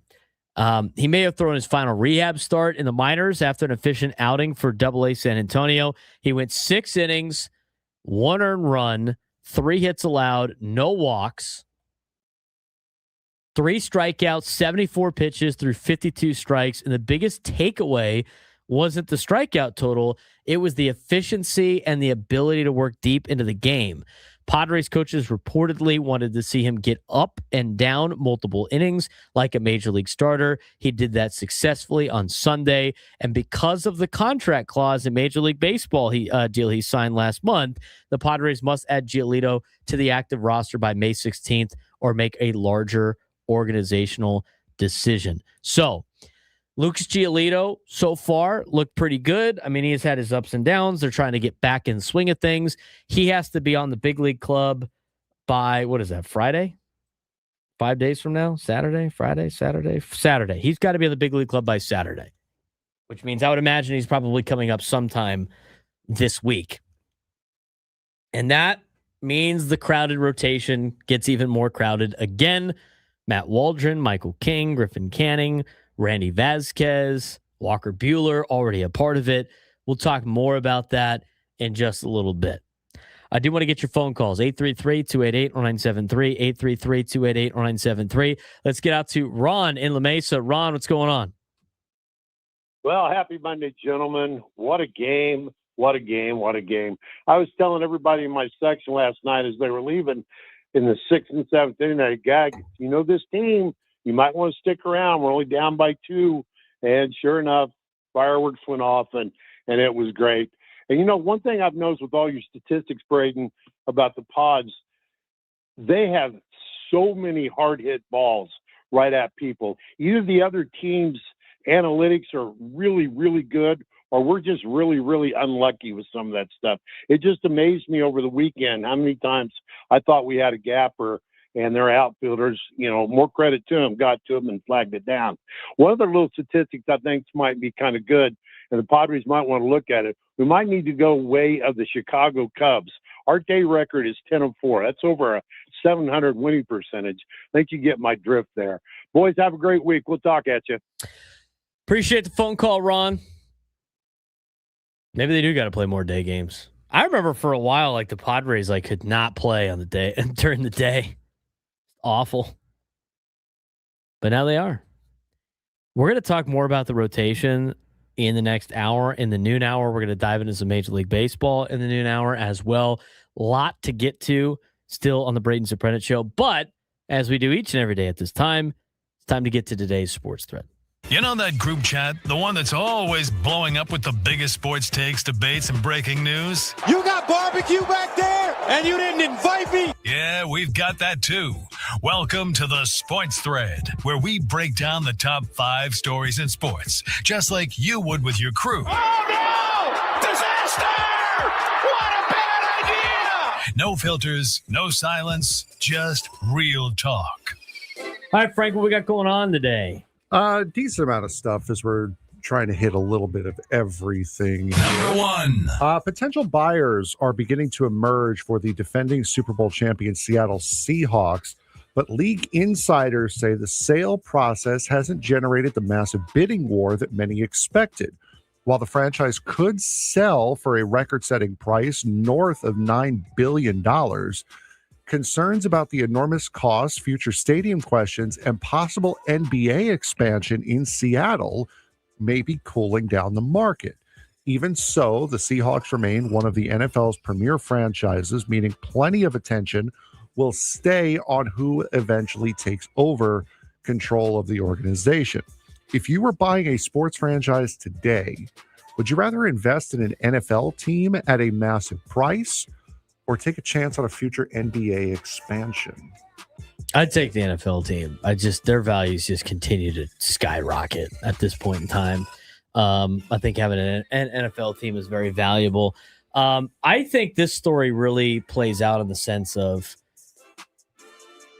not every organization is just going to be that valuable for you to buy. I know, like the Padres, set the market, if you will. A lot of people think like, well, if the Padres are worth $3.9 billion, then all of these other organizations got to be worth a ton more. You are worth what somebody is willing to pay for. I think this, again, goes to show how valuable it is to have a team in town with being the only show in town, having a great stadium to play in, and a team that invests a lot of money into the team. And you can't just say, just because they win, they go up in value. The Seahawks were in the Super Bowl. They won the Super Bowl. And they can't find people to buy their team. There's a lot of different factors that play into it. And you know what? I find it a little shocking that they can't find the bidder. But it could be a sense that these valuations, these franchises are getting so high. Who can afford some of these franchises? It is interesting how they bring up the NBA, the possible NBA expansion, as one of the reasons why, though, that the Seahawks aren't performing well in the bidding market. I understand that the guys who probably can't afford to buy the Seahawks are looking possibly at the cheaper option of an NBA expansion, but it's interesting how that's brought up as one of the big keys. It is, in a sense of is it a competition thing? Like, with more teams in town, does that make your franchise less valuable? I don't think that's the case, but maybe it's, Seattle is not a massive town, and so maybe they think that with the Sonics being back, potentially with the Mariners, with the is that more competition for trying to get people to go to your games? I don't necessarily think it's competition. I think it's more of that. Why would I spend $9 billion on an NFL franchise if I want to own a team in Seattle? Yeah, when I could spend a fraction of that on an NBA team that people are going to be jazzed up to have back because they've been screaming for the Supersonics to come back for years. I think that pertains to people that want to own a team specifically in the city of Seattle. If you want to own an NFL team, you're not going to pivot because there's going to be an NBA team. It's I'll just own this NBA team. I think these guys that want to own and gals that want to own teams, I think they want to own certain sports in particular. So unless there's a local Seattle billionaire that just wants to own a team in Seattle, I find that to be a moot point when it comes to the competition of the NBA potentially expanding into Seattle. I feel like the potential buyers of an NFL franchise like the Seahawks are not going to be I'm just going to buy an NBA team instead. I think that's more for people that just want to own a sports team and just so happen to want to be in Seattle. Yeah. Number 2. The NCAA is moving closer to changing how 5 and 7 teams qualify for bowl games, potentially giving conferences more control over which schools get selected when there aren't enough bowl-eligible teams available.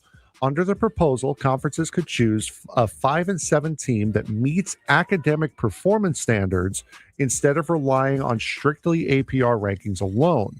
Supporters say it gives the league more flexibility to fill bowl commitments, while critics may see it as another step towards prioritizing business over on-field results. Should 5 and 7 teams be allowed in bowl games, or has the postseason already become too watered down?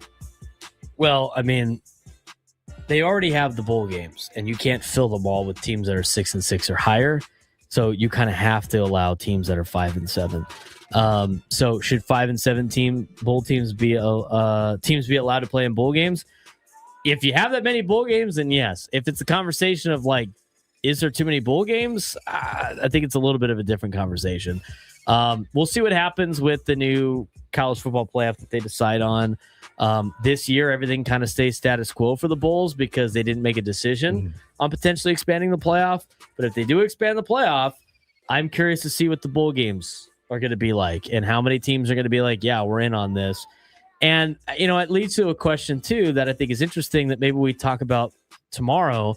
But I saw a lot of people going like college football was great because it wasn't about winning a national championship. It was about beating your rivals and having a good record. What? That's what traditionalist college football people think. I don't think like that. I feel maybe I'm wrong, Frank, but I feel like wouldn't it be everybody's goal to try to win the national championship? Or do, I don't know, both, maybe? Right. Like the argument is college football was great when only 10 teams were competing for a national title and everybody else was winning to try to beat their rivals and have a good record. Like, what kind of archaic thinking is that? It's ridiculous. Absolutely insane. Number 3. It's kind of like saying you should be happy as a TCU fan. Your team won 8 games and they beat their rivals. It's like, yeah, but we could have won 9 or 10 and gotten in a position to try to compete for a national title. I feel like that's a little bit more important. Maybe I have too high of expectations for my college teams. Maybe we should all just be happy that we're just winning games and it's fun and a good old time. We'll have a picnic at the game. But you beat Baylor. Yeah, sick. But you beat Baylor.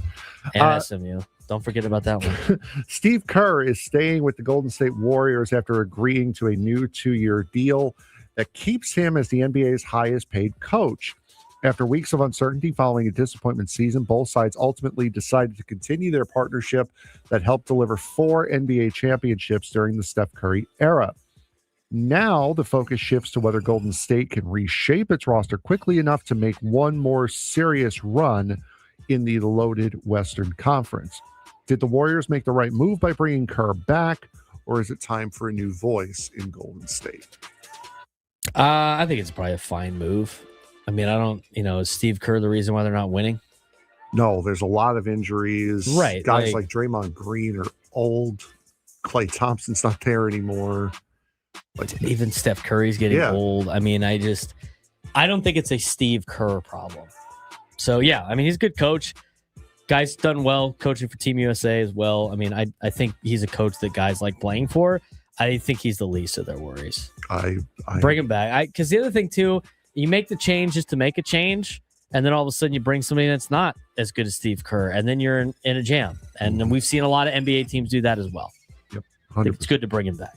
Number 4. The Carolina Hurricanes are off to a historic start in the Stanley Cup playoffs after sweeping both Ottawa and Philadelphia to become the first team since 1987 to open the postseason with 8 straight wins through 2 rounds. Even more impressive, players say they still haven't reached their full potential yet. Now Carolina heads back to the Eastern Conference Final, looking healthy, rested, and playing like a team that could, playing like the team to beat in the NHL playoffs. Is Carolina the clear Stanley Cup favorite right now, or can too much time off be a problem? I think it's both. I think too much time off is going to be a problem eventually. Especially in hockey. In any sport, but physical sports. I mean, you can come out flat in game 1, and all of a sudden it's like now you're behind the 8 ball because they're going to host, right?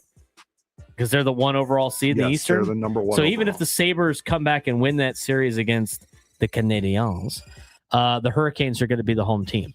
So if they lose that, you put the pressure on if you lose one of those early games.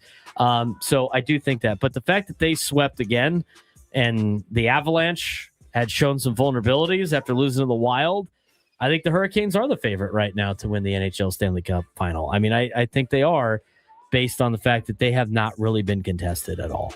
Yeah, no, they have been very, very dangerous. So I think both are true. But also, I mean, you see it so often that teams that usually win these championships are teams that have to overcome some sort of major obstacle, like maybe a 3-1 series deficit or whatever. Right. to come back and win the series and eventually win the Cups. And Carolina hasn't grit. done that yet. No, they haven't been tested. I bet you the next round they'll get tested by either Montreal or Buffalo. Game tonight, Avalanche Wild trying to even up the series against Colorado. 2 games tomorrow, Knights and Ducks and Sabres and Canadians. 1 ticket already punched into the conference finals. When we come back, new lunchtime hour. Padres, Brewers, tomorrow. Gonna go! 3-run homer, Jackson Merrill. Pre-game, 3:40. First pitch, 4:40. The Padres play here on 97.3 The Fan. This is for all you guys on Viagra. ED pills are no longer needed. The brutal side effects like 4-hour headaches, blurred vision, and that flush feeling can all be put behind you with our treatment. Here at West Coast Men's Health, we have a better approach to ED. Acoustic wave therapy creates blood flow circulation by safely removing the plaque in your arteries and restoring function naturally. Guys, pills will never fix your problem. Our equipment is the latest technology, and our medical staff is the best in the industry. So give West Coast Men's Health a call today. Speak with our clinic manager. Ask him any question you like, how it works, the science behind it, and even the cost. If you suffer from ED or Peyronie's disease, give West Coast Men's Health a call today. In addition to treating ED and Peyronie's disease, we now offer testosterone replacement therapy and full-body red light therapy for weight loss, anti-aging, and chronic pain. Call 619-826.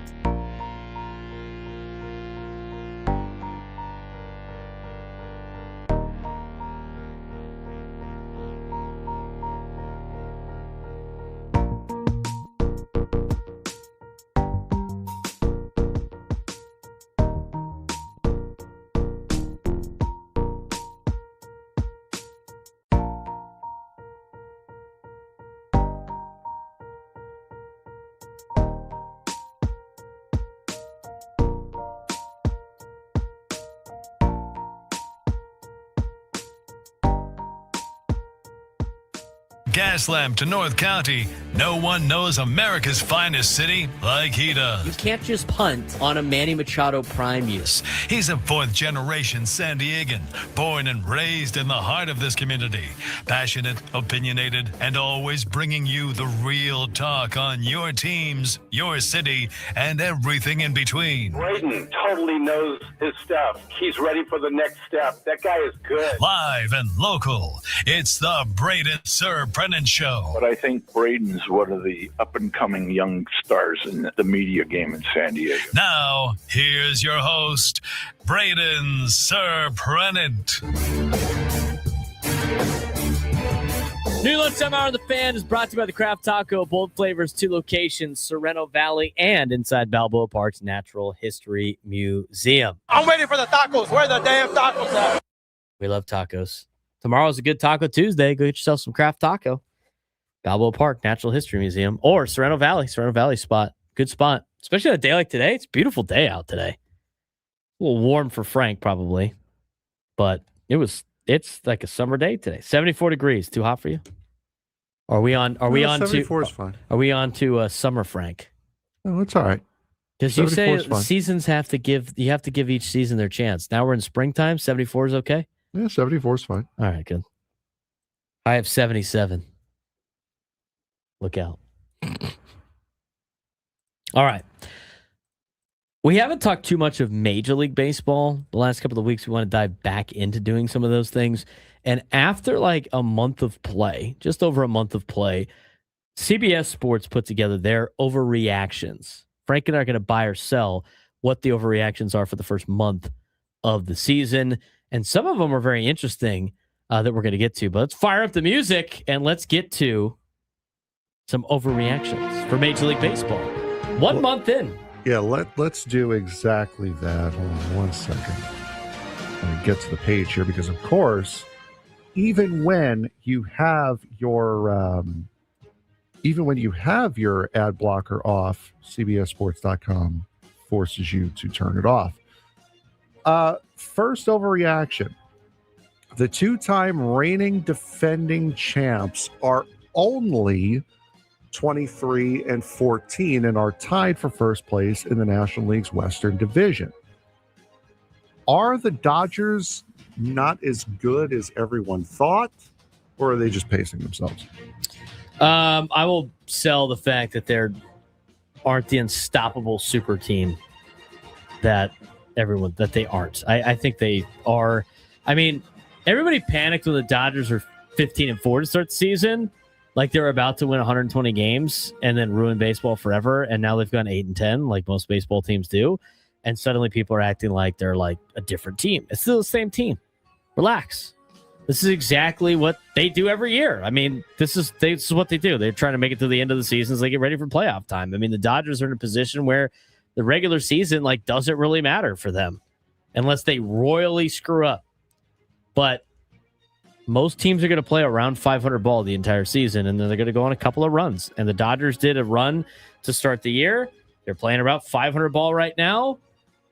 Nothing really to see here. I don't think this like 18 game stretch they've been on of being 8-10 is the defining presence of the Dodgers. If you're the Padres, you got to take advantage of it and continue to put the pressure on and hopefully get them near the end of the season in terms of if you're in the boat of trying to win a division. But the reality is we've seen this team do this a lot, and they're going to play 500 ball for a big portion of this season, and they'll go on a couple of runs, and that will be why they win 100 games. I'm selling it. What about you? Do you buy the fact that they're not as unstoppable as everybody thought they were? No. They've shown over the last couple of years increasingly that they are more and more human. But can we have this? Can we have a quick discussion here about this? Sure. Xander Bogaerts has more hits, home runs, RBIs, all right, a better batting average, and better slugging percentage than this Los Angeles Dodger. Everyday lineup guy, famously only making $2 million. You want to take a guess? Shohei Ohtani? Yes. Bogaerts has 38 hits to Ohtani's 34. Xander has 7 home runs to Ohtani's 6, 23 RBIs to Ohtani's 16. They both have 5 stolen bases, so Ohtani gets a point there. Bogart's batting .268 to Ohtani .241. On base percentage, Ohtani actually has that one at .374 to 342. Slugging percentage back to Xander, .437 to .418. OPS 792 for Ohtani, 778 for Xander Bogaerts. Imagine telling the people a year ago at this time that in a year Xander Bogaerts will be out hitting Shohei Ohtani. I think the Padres can handle $2 million in contract salary addition. What do you think, bud? It's time to DFA him, dude. It's not good enough. Not good enough. All right, let's move on to overreaction number 2. Out east, the Atlanta Braves continuing their hot start. They're already 8.5 games ahead in the National League's Eastern Division. Largest division lead in baseball here on the 11th of May. Buy or sell, the Braves are going to run away with the National League East. I'm going to buy that. I really am, because an 8.5 game lead this early is massive. I mean, that is a massive lead in the division. Plus, you got the Marlins and the Nationals, who aren't really in the race to begin with. The Phillies, struggling out of the gate, have really put themselves in a colossal hole. And the Mets, well, they're the Mets right now. I mean, they are just catastrophically bad. And I don't need to remind you about that. They're just not good. So, we've seen some divisions flip before. We've seen the Braves track some teams down in the past. We've seen, this happen once or twice. But I don't think anybody's going to catch them. I mean, the Braves could play like probably 500 ball the rest of the way and still finish with an 8.5 to 9 game, maybe 10 game lead in the division. The NL East is not very good this year. Braves are very good this year. That's a recipe for they're going to cruise to the finish line. Yeah. I'll buy it. Yeah, they spotted, the Phillies spotted them way too big a lead for them to be able to come back with that. Moving over to the National League Central. Still, every single team in the National League Central is over 500. The Cubs are the hottest team in baseball right now, having just lost their second straight 10-game winning streak. Buy or sell, the National League Central is not only the best division in baseball right now, but one of the best divisions ever. I'm selling that they're one of the best divisions ever. I'm going to buy for now that they're the best division in baseball throughout the end of the year, because eventually they're going to have to start playing each other. I mean, the Padres are 500 against these teams so far this year. With St. Louis, they've already played. Chicago, they've already played. And Pittsburgh, they've already played. Haven't seen them play the Reds yet up close. And we're about to see them play Milwaukee. I look at these teams. I think, the Cardinals are playing above what a lot of people expected them to play. I think it's their youth early. And I don't think they're going to be able to keep it up throughout the entire season. I don't think the Pirates are going to be able to keep it up for the rest of the season, even though they're off to a lot better of a start than you would see. I don't think the Reds are going to be near the top near the end of the year. I know they got a great manager in Terry Francona. I understand that they have, some young talent too, but I don't see them all continuing to dominate throughout the entire year. And I think some of these teams are going to start coming back down to earth. But every team right now is above 500. So that's crazy. Cubs look really good. They've had injuries that haven't really impacted them yet. Milwaukee never goes away. Pittsburgh is feisty. Even St. Louis was supposed to rebuild, and they're hanging around. But somebody's going to fall off eventually. So Reds look shaky right now with bullpen issues and injuries. Pirates still haven't proven that they can sustain winning baseball over 6 months. They might produce 3 playoff teams because the NL West has 2 teams that might be selling now at the deadline with the Rockies. And the fact that the East isn't very good, I think, lays out that the NL Central is right now the best division in baseball, but I'm buying it for now. I don't think they will be at the end of the year.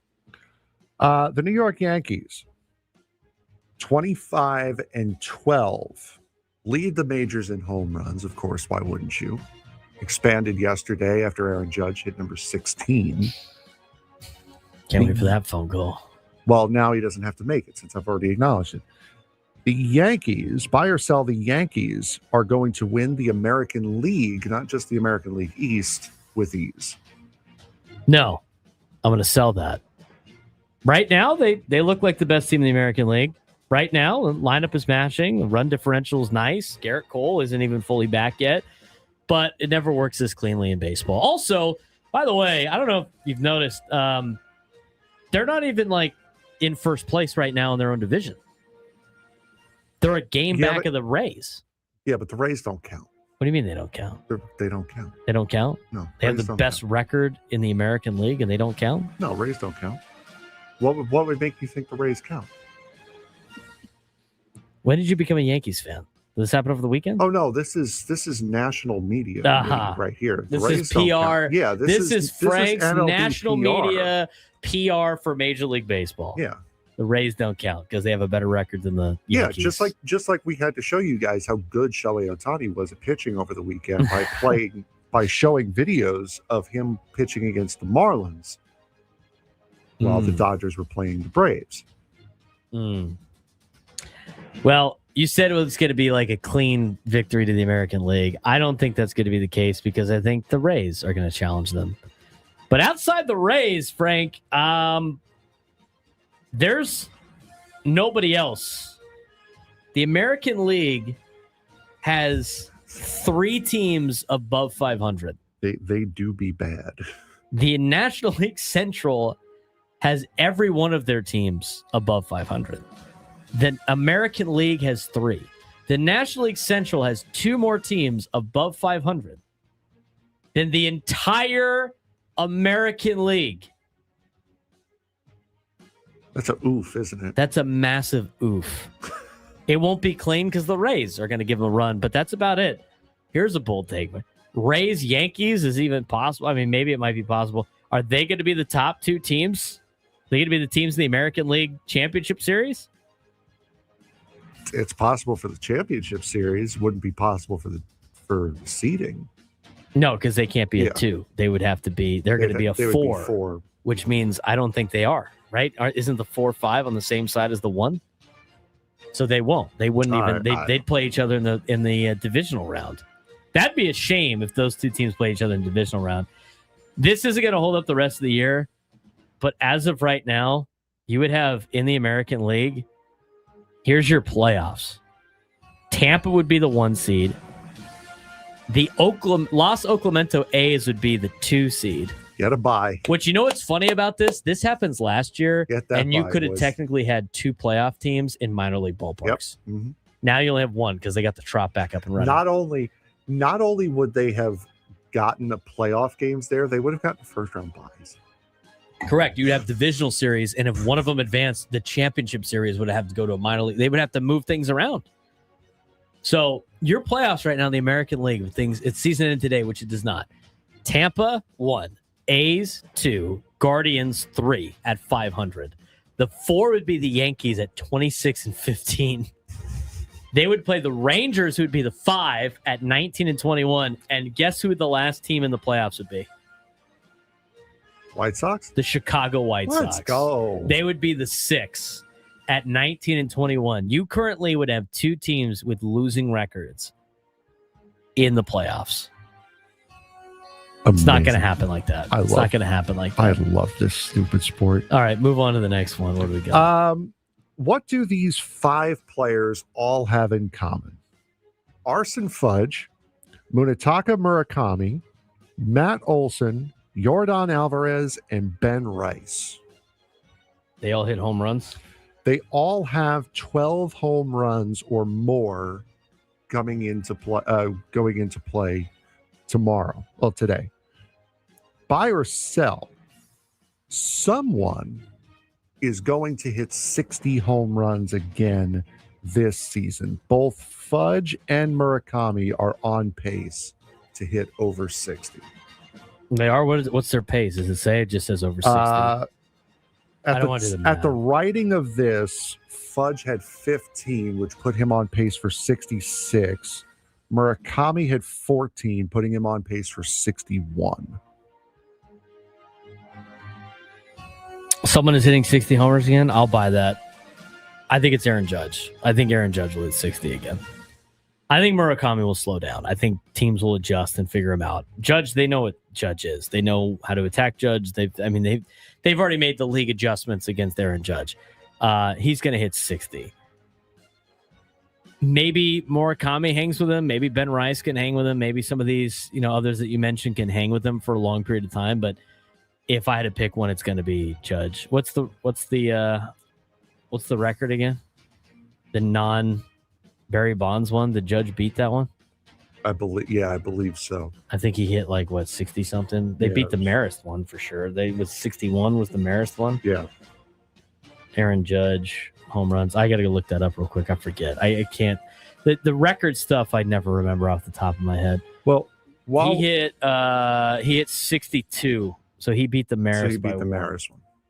What did McGuire hit, or does that one not count either? Didn't McGuire beat the Marist 61? Yes, 61? he did. And then the most is Bonds. He had 72. 72, 73. McGuire hit 70 and 98 and hit 65 and 99. We're saying those don't count, right? Because steroids, is that what Major League Baseball is trying to do? Whatever. Sure. Speaking of steroids and things not counting, Shohei Ohtani currently leads Major League Baseball with a .097 ERA in 6 starts. Buy or sell, Ohtani is going to win MVP and Cy Young this year. Why are you thinking about this? Because he will, because it's everybody loves Ohtani. From a actual stat standpoint, we went through his offensive numbers. You can't give him an MVP for that. I guess the fact that he pitches and hits automatically qualifies him for it. What were you saying? Weren't some of his starts, quote unquote starts, 1 or 2 inning outings to start the season before he started pitching more? I'd have to look. I'm selling that. I'm going to sell it. Okay, because I don't the fact that he pitches and hits still enamors a lot of people, and so he'll get a lot of votes for both. But I don't think he's gonna have a ERA. What did you say his ERA was right now? .097. He's not gonna continue that. That's gonna go up eventually. And the other thing too is I don't think he's gonna out hit everybody else. Here's the thing you're forgetting though, and it's a major point of contention. But Shohei Ohtani. I get that. But I'm still barely selling this. I'm selling it because I don't think it's gonna work out. But Ohtani. I stop it. Yeah. Oh no. That must have been last year then that I was thinking of. Okay. He has had extended stretches where he hasn't started though. He's only got 6 starts. 6 innings. No, he's thrown 6 innings every single outing. He threw 7 on the 5th. Okay. But Ohtani. Right. I guess if he wins, that's all Major League Baseball's argument's going to be. If he wins the Cy Young, he probably automatically wins the MVP. So I'm selling it now, but I just don't think he's going to keep up the ERA right now. But if he has a sub-3 ERA, which he probably will, if he wins the Cy Young, he'll probably automatically win the MVP. Here's a question for you. Mm-hmm. Regular season barely matters for elite MLB teams anymore. Buy or sell it. We'll talk about it. College basketball now? We'll talk about it when we come back on the Braden Surprenant Show. Settings over on Sports Station 97 through the Fan.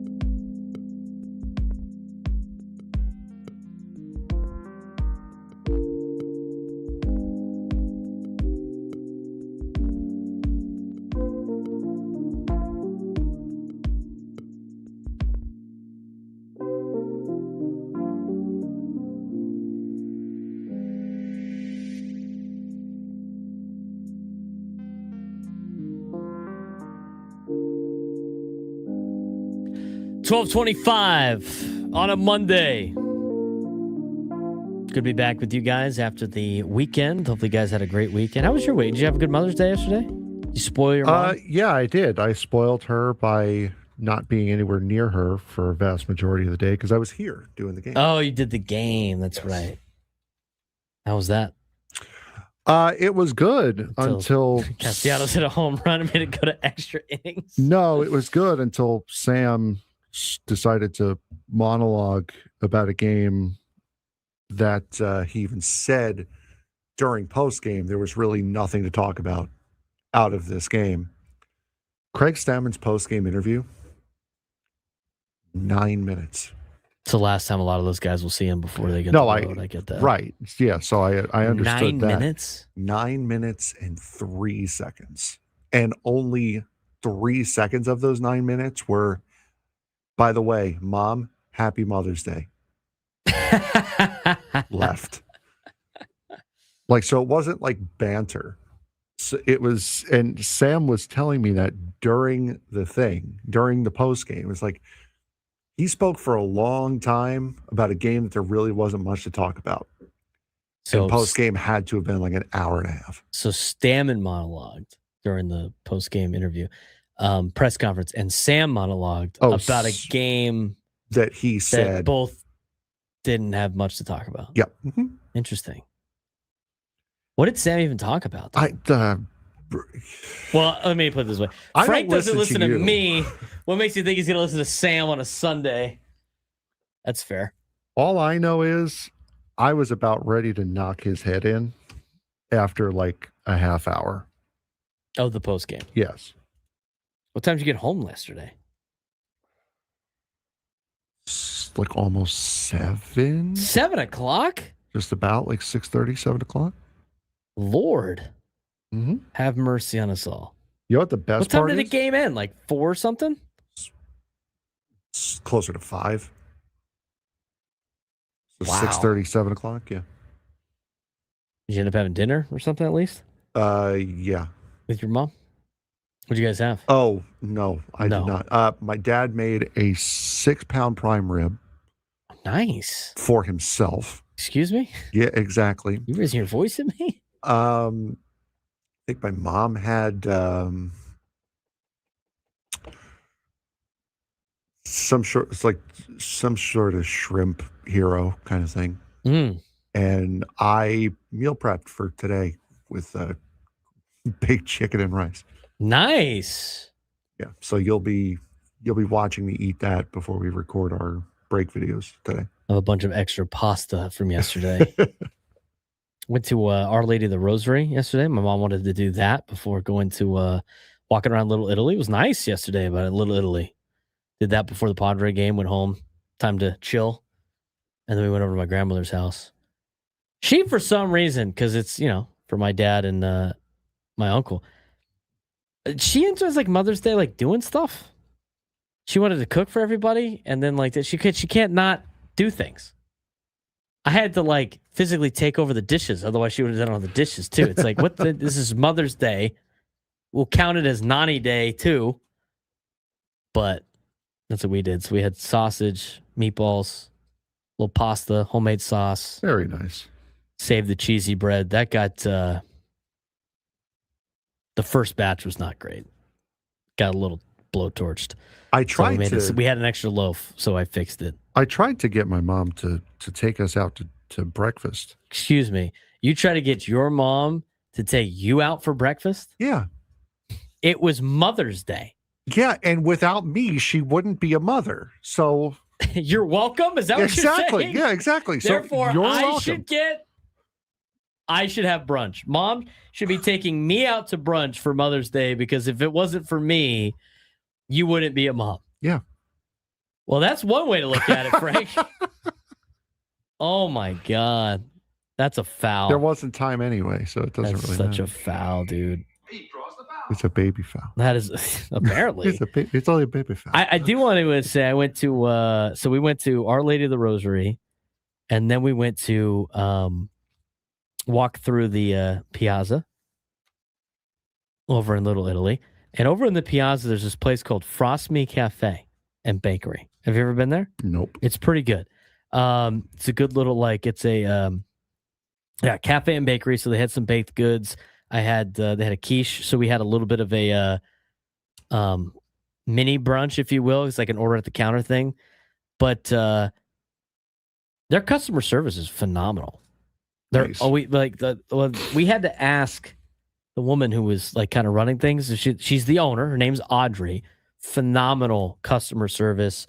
Great breakfast and pastries. Got a nice cup of coffee there too. You can have all these different types of lattes. They changed the menu up over the weekends as well. But if you're in the Little Italy area, go see Audrey at Frost Me Cafe and Bakery. She was so nice. You know what she did? She was giving out flowers to all the moms as they came in. Look at that. Little it was just like not an elaborate thing, but a little sign of gratitude. She does doing a great job over there. That was my first time ever going. I thought it was good. Had a good time at that place. The other thing I did over the weekend is I went to Saturday. We got breakfast at Rutford's Cafe, or Rutford's Diner, if you will, over in North Park. You ever been there? No. That is like old school diner. You have me interested now. You like diner food? Yes. Of course. Frank, this place is open 24 hours. So Even that's better. a place to yeah, exactly. So we went for breakfast, but they had all diner food, and they had the bar, like the old counter, like you would sit at and stuff like that. And it's been around for a long time. I mean, it's not like it's a new place. There's a lot of people that have been there. That place is great. We went there on Saturday for breakfast. I definitely go back. As I was like finishing up, paying at the counter, all that fun stuff. Feel like you're in like a classic LA movie, stuff like that. This guy shows up next to us, and he sits down. He's at the counter, and it's like 11:30, almost noon. Guy just orders a chocolate milkshake, just sitting at that's it. Chocolate milkshake. Check. I'm like, dude, what have yourself a Saturday. He had his phone out, just by himself. He's watching something on his phone, down in a chocolate milkshake, and they do it right, diner style. They give you the glass, and then they give you the extra that comes in the tin. You kidding me? It's great. I love a diner. I'd like to see more diners in town, especially the 24/7 variety. From what I heard, the reason why there aren't so many diners out here is because they're associated with truck stops. Right. So that's where guys are, truckers that listen to us all day long, driving through places and have to stop late at night and at all sorts of the hours. I believe that. So that's why Redford's there aren't too many genuine Redfords, you said it was? Rudford's. RUDFORDS. Gotcha. We've been to Studio Diner and took you there. Studio Diner good too. I had been to Studio Diner before then. I missed the days when Studio Diner was open 24/7 because that would be a must stop on the way home from like a 100%. baseball game. It's like, do I want to stop at In-N-Out? You can go to a diner. Get some so that might be a play. The 24/7 deal is good, and I'm pretty sure like JFK might have gone there or something because he was on a lot of stuff. Just wait a second, really quick. To anyone who might be listening to us at Studio Diner right now, turn the phone up and call the waitress over. There are sports idiots out there that will pay for a ridiculous sized breakfast at midnight if you stay open that late. So let's move the hours. Let's get the hours back to what they were. Expand the hours again. Expand. They used to be 24/7. They haven't been like that anymore. I mean, it's good. Like if you go to an event over here at Mission Valley, to be able to stop off at Studio. It's on my way home, but like for you driving north wouldn't make any sense. Now, Rutford's not bad. You just go to North Park or shoot across the North Park. Parking's kind of a pain, but you know what? They have their own lot, so. Maybe. What's the other one, like the bougier place? Oh, darn it. Bougier place. It's one you have to get there like way early. Where is it? What are we talking about? I believe it's in like the North Park area. Or the Lafayette? No. Because they have a diner at the Lafayette that's also open up 24/7. Oh, God. I'll remember it at some point. And It's at in North Park? Are you talking about like Morning Glory down in Little Italy? That's almost impossible to get into. No, I got it. I'll remember it. All right. Well, we digress on that. If you could take me down to some sports trivia when we come back, and we're going to talk about the Padres rotation as well, especially with Gilito coming back. There's a interesting situation with what the rotation might look like because somebody's going to be an odd man out here this week. But if you could take me down in some sports trivia in the next segment, 833-288-0973, 833-288-0973, you'd be qualified for a shot at our grand prize, a $500 gift card to Westgate, Las Vegas, the home of legendary Vegas fun, now offering the breakaway from fees package, including a $75 daily dining credit, 2-day spa passes, daily cabaret tickets, complimentary valet parking, and zero resort fees. Special rates starting at $89 a night. Book now at westgatelasvegas.com. We'll get to that. Plus, let's talk about the rotation when we come back on the Braden Surprenant Show. Standing Number Sports Station, 97.3 The Fan.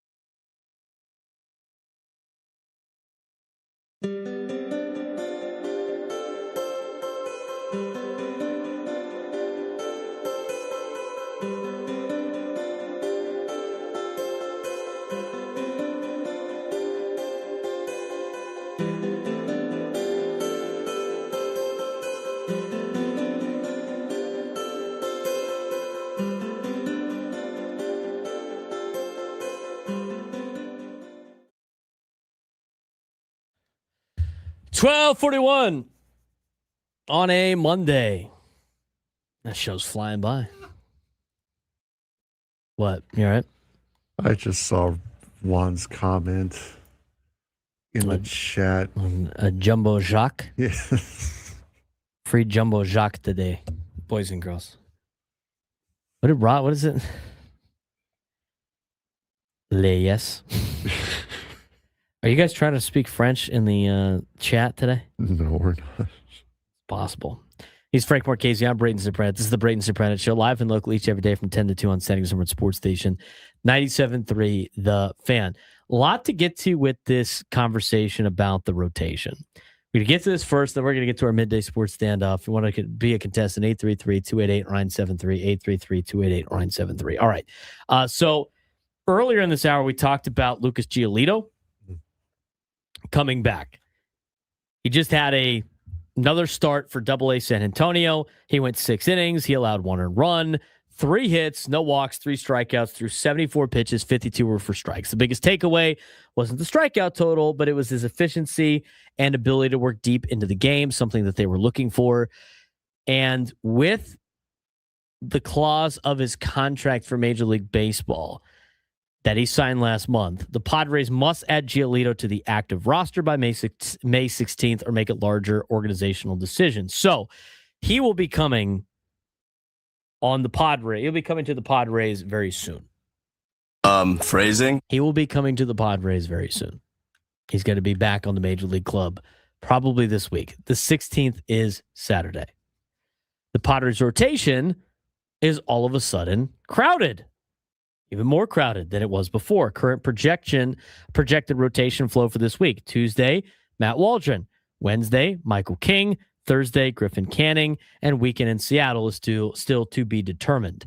The issue here is Lucas Goilito appears ready. Griffin Canning just returned. Matt Waldron is out of minor league options, so someone is likely losing a roster spot. I think Walker Buehler's pitched well enough to stay on this team. We talked about how great he looked yesterday. That was kind of lost in the shuffle with how the Padres played yesterday, and more importantly, how it was won by Nick Castanos. Matt Waldron all of a sudden feels like the odd man out again, even though he has improved in his last 2 starts. Him being out of options is a major factor because the Padres can't simply send him down to AAA without exposing him to waivers, but it creates a difficult decision. Keep Waldron and risk losing another arm, DFA Waldron, and potentially lose a controllable pitcher. Waldron's knuckleball gives him a unique profile that other organizations could absolutely take a chance on, or it could also be like, maybe we don't want him at this point. The timing is, in fact, awkward because Matt Waldron has shown flashes but hasn't firmly locked down a rotation role. The Armand Marquez situation. He was already moved to the injured list with nerve inflammation, and that temporarily opened up a spot for Canning, but Giolito's arrival immediately recreates a roster squeeze, and the Padres now have more serviceable starters than available spots. It's a good problem, but still a problem. And we talked about this for a while now, Frank. They kept kicking the can down the road. Eventually, they're going to have to pick up the can and they're going to have to make a decision. And what Giolito's return could mean is, well, best case scenario, Padres stabilize the middle back end of the rotation. Gilito becomes a reliable veteran innings eater behind King, and the club protects bullpen usage over the long season. The risk, of course, is Gilito hasn't pitched meaningful MLB innings in a while, and rehab numbers were mixed before Sunday. I don't really view those as that important. But you now have King, Canning, Waldron, Gilito. You have the potential of, you have Randy Vasquez too, but and Walker Buehler. You also have the potential of Joe Musgrove and Nick Pivetta coming back. So I think this is very interesting to see when it comes to the Padres, but I don't know how much further they could kick the can down the road with Gilito coming back this week. It's going to come down to Matt Waldron, and that's basically it. I mean, the way Walker Buehler just pitched, I think you got to keep him part of the organization, and I don't think they're going to part ways with the guy that's not on the roster right now on the injured list with Armand Marquez.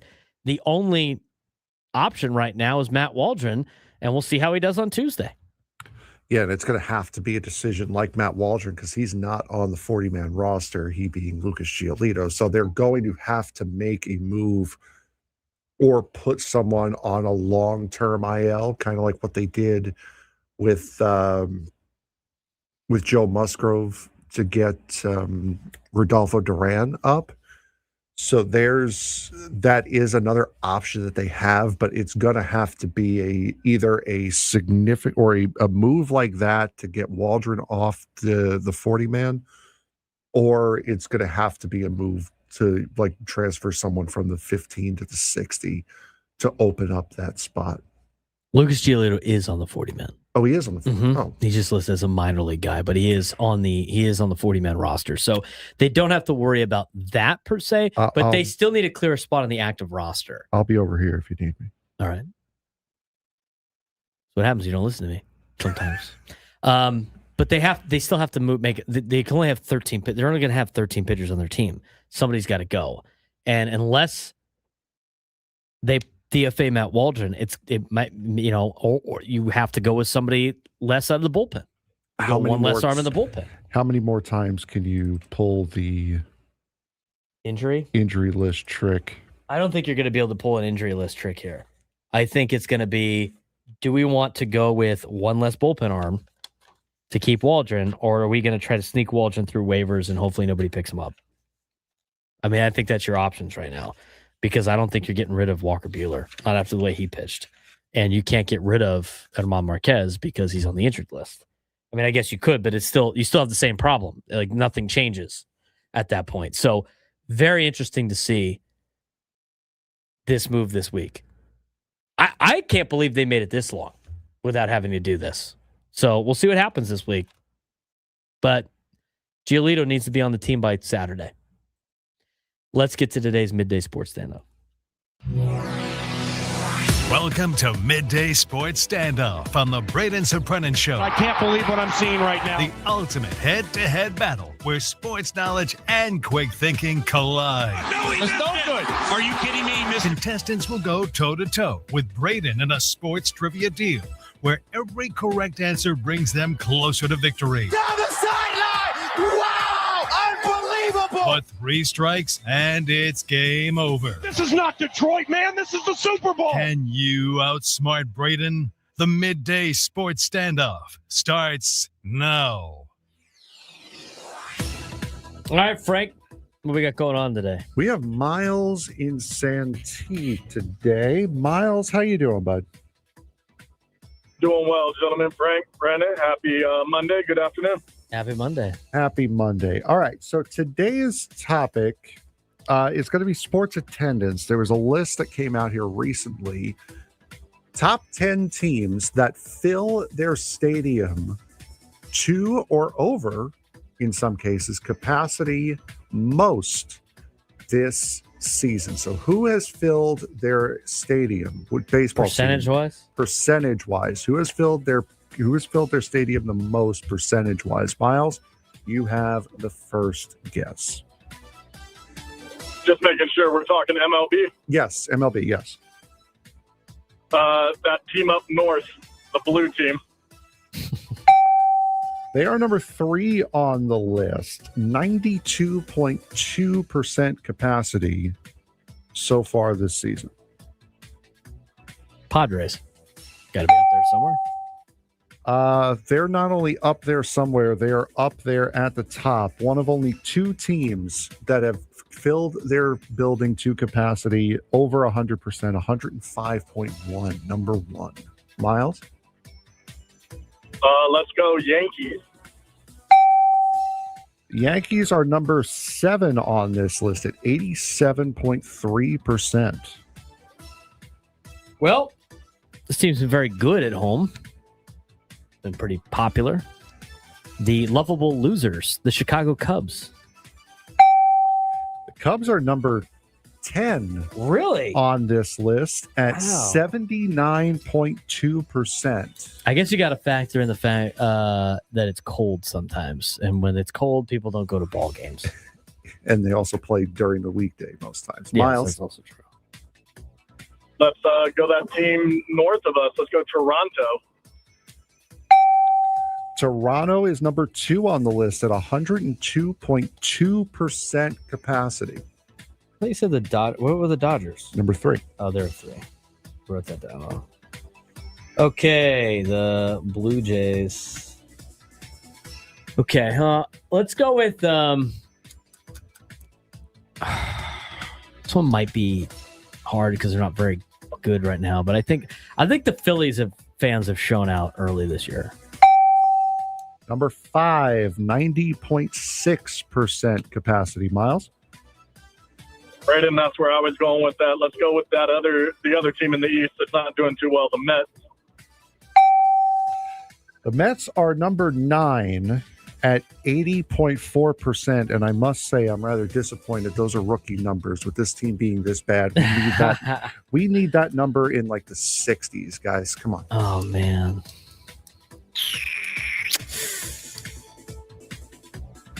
This one might be big shot in the dark. And I'm going to save that one.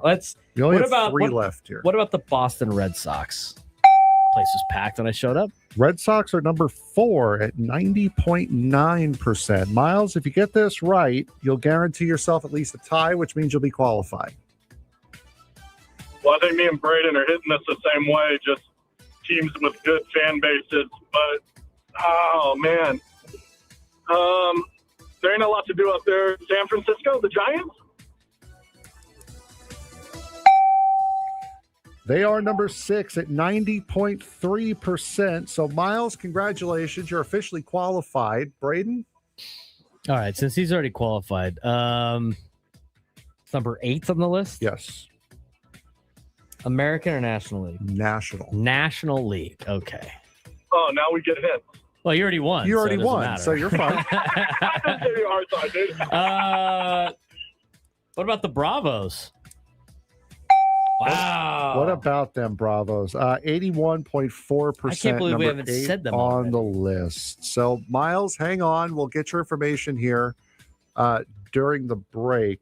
So the Padres, Blue Jays, Dodgers, Red Sox, Phillies, Giants, Braves, Yankees, Braves, Mets, and Cubs filling their stadiums the most so far this season. They're all traditional teams. Yeah, but not all of them good. Pods.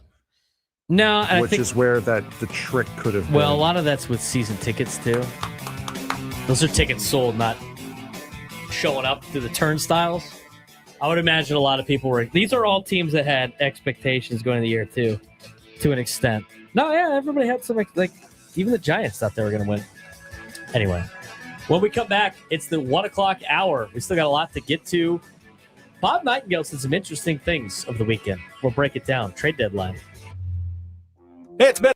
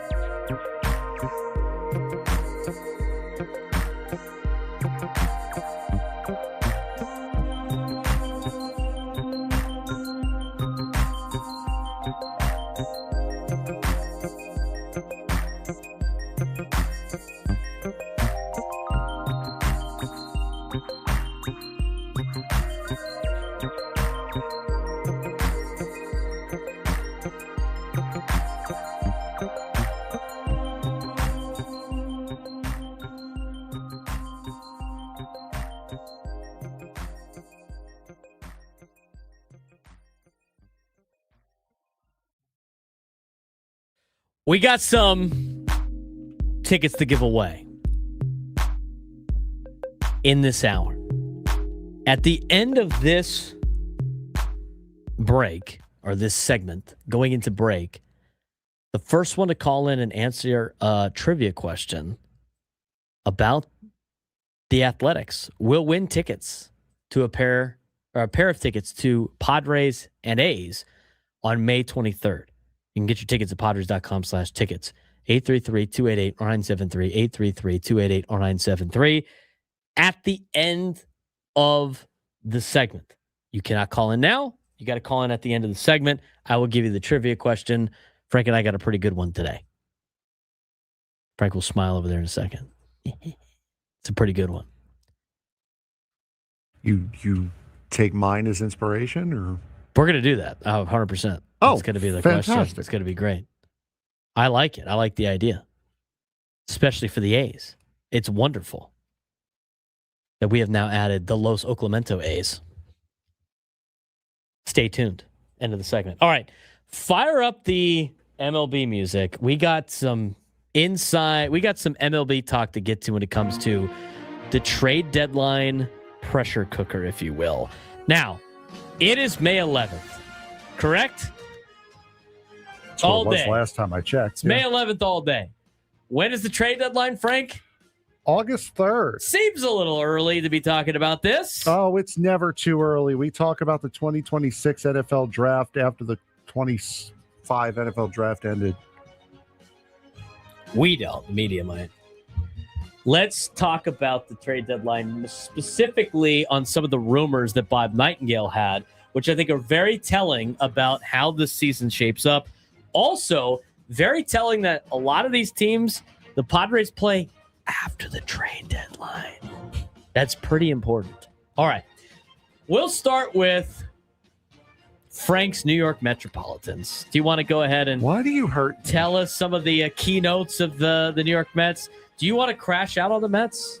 The floor is yours. You can do whatever you want with the Mets. But I think we're at the point now they're not even worth crashing out over. No, they're not. They're bad. We're on to the Giants now. We're going to host the Cowboys on the first night of the year. Who do the Sunday? Mets need to trade to get better? They need to trade David Stearns and Carlos Mendoza, first of all. Those are the two you need to start with. What can you say about this team other than they are absolute garbage? They are trash. They have Austin Slater, who was DFA'd 2 weeks ago, batting third. That's who their number 3 hitter is right now. They are horrific. They are so bad. They are becoming irrelevant. They are the only team in Major League Baseball this year that is on pace to lose 100 games. Only one. Freddie Peralta is going to be gone. You got rid of Pete Alonso, who in his entire Met career missed 24 games, and replaced him with Jorge Polanco, who has already missed 28. So, I mean, they're pathetic. They are a lost cause at this point. There's no point in even paying attention at this point. I'm 6'4", by the way. Noah likes to ask you questions. Okay. I think you need to come to practice. All right. Here's our celebrity coach today. It's Frank. Frank, you got conditioning. What do you want Noah to do for the next 35 minutes? Pay attention in class, first of all. Should you be in class, Noah? Come on, man. All right. What are some of the keynotes about the Mets?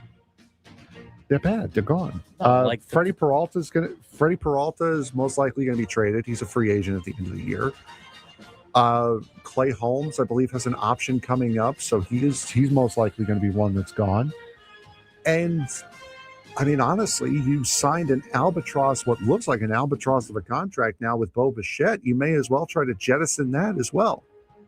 I can see this idiot trading Bo Bichette for Rafi Devers straight up. I can see that happening. Rival executives believe the Mets are effectively cooked, despite it still being early May. I think we agree with that. The comparison point is brutal. Last year, they were 45-24 in June before collapsing. This year, well, they're almost the inverse of that. They were the best team in baseball this time last year. Correct. And now they're the worst. All right. Freddie Peralta, Clay Holmes, Bo Bichette. I mean, can you move Bo Bichette's contract? Do you think somebody still believes that they can just turn Bo Bichette around? I mean, I don't think he's cooked. I mean, he hasn't been bad. The thing is, the team around him has been so awful. You can't really judge him based off of, I mean, of course you could judge him based off of his stats, but I mean, how much are you going to put on that being him being bad or the team around him being bad, not helping him out at all? I think Mr. Met might be up for trade too. Let's get rid of everyone at this point. They're the reason why teams would point to you can't just spend money and it's going to work out for you, because the Mets have spent a ton of money. They've spent the money on the wrong people, though. They've let the wrong people leave. They've invested in bringing in the wrong people back. And I think a lot of the biggest problem is Stearns. He is the problem. He is the problem. He is the biggest problem. Again, he was demoted away from general manager of the Brewers, which is what opened him up to be able to have these conversations. He has been nothing but a fool. He has been a clown leading this organization. All right. Out of those guys, I mean, I think Peralta gets traded. I think Holmes gets traded. I don't think they can find a trade for Bichette. I don't. I think the contract's too high. I don't think teams are gonna poke at that. I don't remember if he has options. Oh, you know what? He Shit. might. He might. While you're checking that, let's talk about the Tigers. Bob Nightingale also laid out the Detroit Tigers might be on the brink. They have spent aggressively. They signed Framber Valdez, and they opened with a $236 million payroll, and then disaster struck. Tarek Skubal's injured. Multiple starters are on the injured list. 10 total players have been sidelined for the Tigers. if Detroit starts to fall apart, Skubal instantly becomes the biggest trade chip in baseball if he is healthy. But that's a massive risk because he's got multiple arm surgeries. His future contract is going to be insane, and teams would need some medical confidence in order to give anything up for Tarik Skubal. That's the other thing, too. Like, even if the Tigers pivoted to, like, selling, could they really sell for a lot for Tarik Skubal as he's going to miss 2 to 3 months after the surgery he had? From what I last said, and Adam's right, Bichette does have player options after each year, so he can opt out. That'll be easier for him to move him. I don't, from what I've heard from Skubal, he might be back a little bit sooner than that. So it's looking like recovery is going good. Either that or the surgery wasn't as extensive as they originally thought. I think you'll get a solid return for him, especially closer to the deadline. I don't think now, but there is going to be a playoff team that, if the Tigers are selling, are going to give the farm for Skubal. And that becomes, we did our job. We got rid of him. We got people in return. He didn't just walk away. He's the biggest trade piece potentially on the market, regardless if the Tigers or not. And Jake Waters said it right. They got 4 starting pitchers out, and then the one that everybody hates is healthy. How about that Framber Valdez move at this point? I mean, that guy did not learn his lesson with Houston. He's just not a very likable character. Here's the 2 teams that we really wanted to talk about because they impact the Padres. Now, the Padres get to play the Mets in August post-trade deadline. It'll be the second time that they play the Mets. It'll be in New York. They also get to play the Giants, obviously, after the trade deadline because you play the division throughout the entire year. Giants, according to rival executives, have already waved the white flag by trading catcher Patrick Bailey to the Guardians. Executives see this as the beginning of bigger conversations, contracts becoming problems. Jung-Hoo Lee, Willie Adames, Rafael Devers, Matt Chapman, huge long-term money tied up to Chapman, under for performance across the roster, limited flexibility to rebuild cleanly. I mean, if you just want to take a deeper dive into the roster for the Giants, I mean, say what you want about, Buster Posey only like signing some of these guys, but still, what Farhan and Buster Posey have now done with this team, they got a lot of money tied into players that aren't playing very well. That's going to be very difficult to get out of unless you attach other pieces to it. They owe Matt Chapman a ton of money. Matt Chapman's under contract till 2032. He's owed money. He's under contract until 2030. He's getting $25 a year for the next 5 years. Willie Adames is owed 13 this year. That bumps up to 31 for the next 5 years after that. He's under contract through 2031. You look at a guy like Rafael Devers. We already knew about his contract because of the trade deadline last year.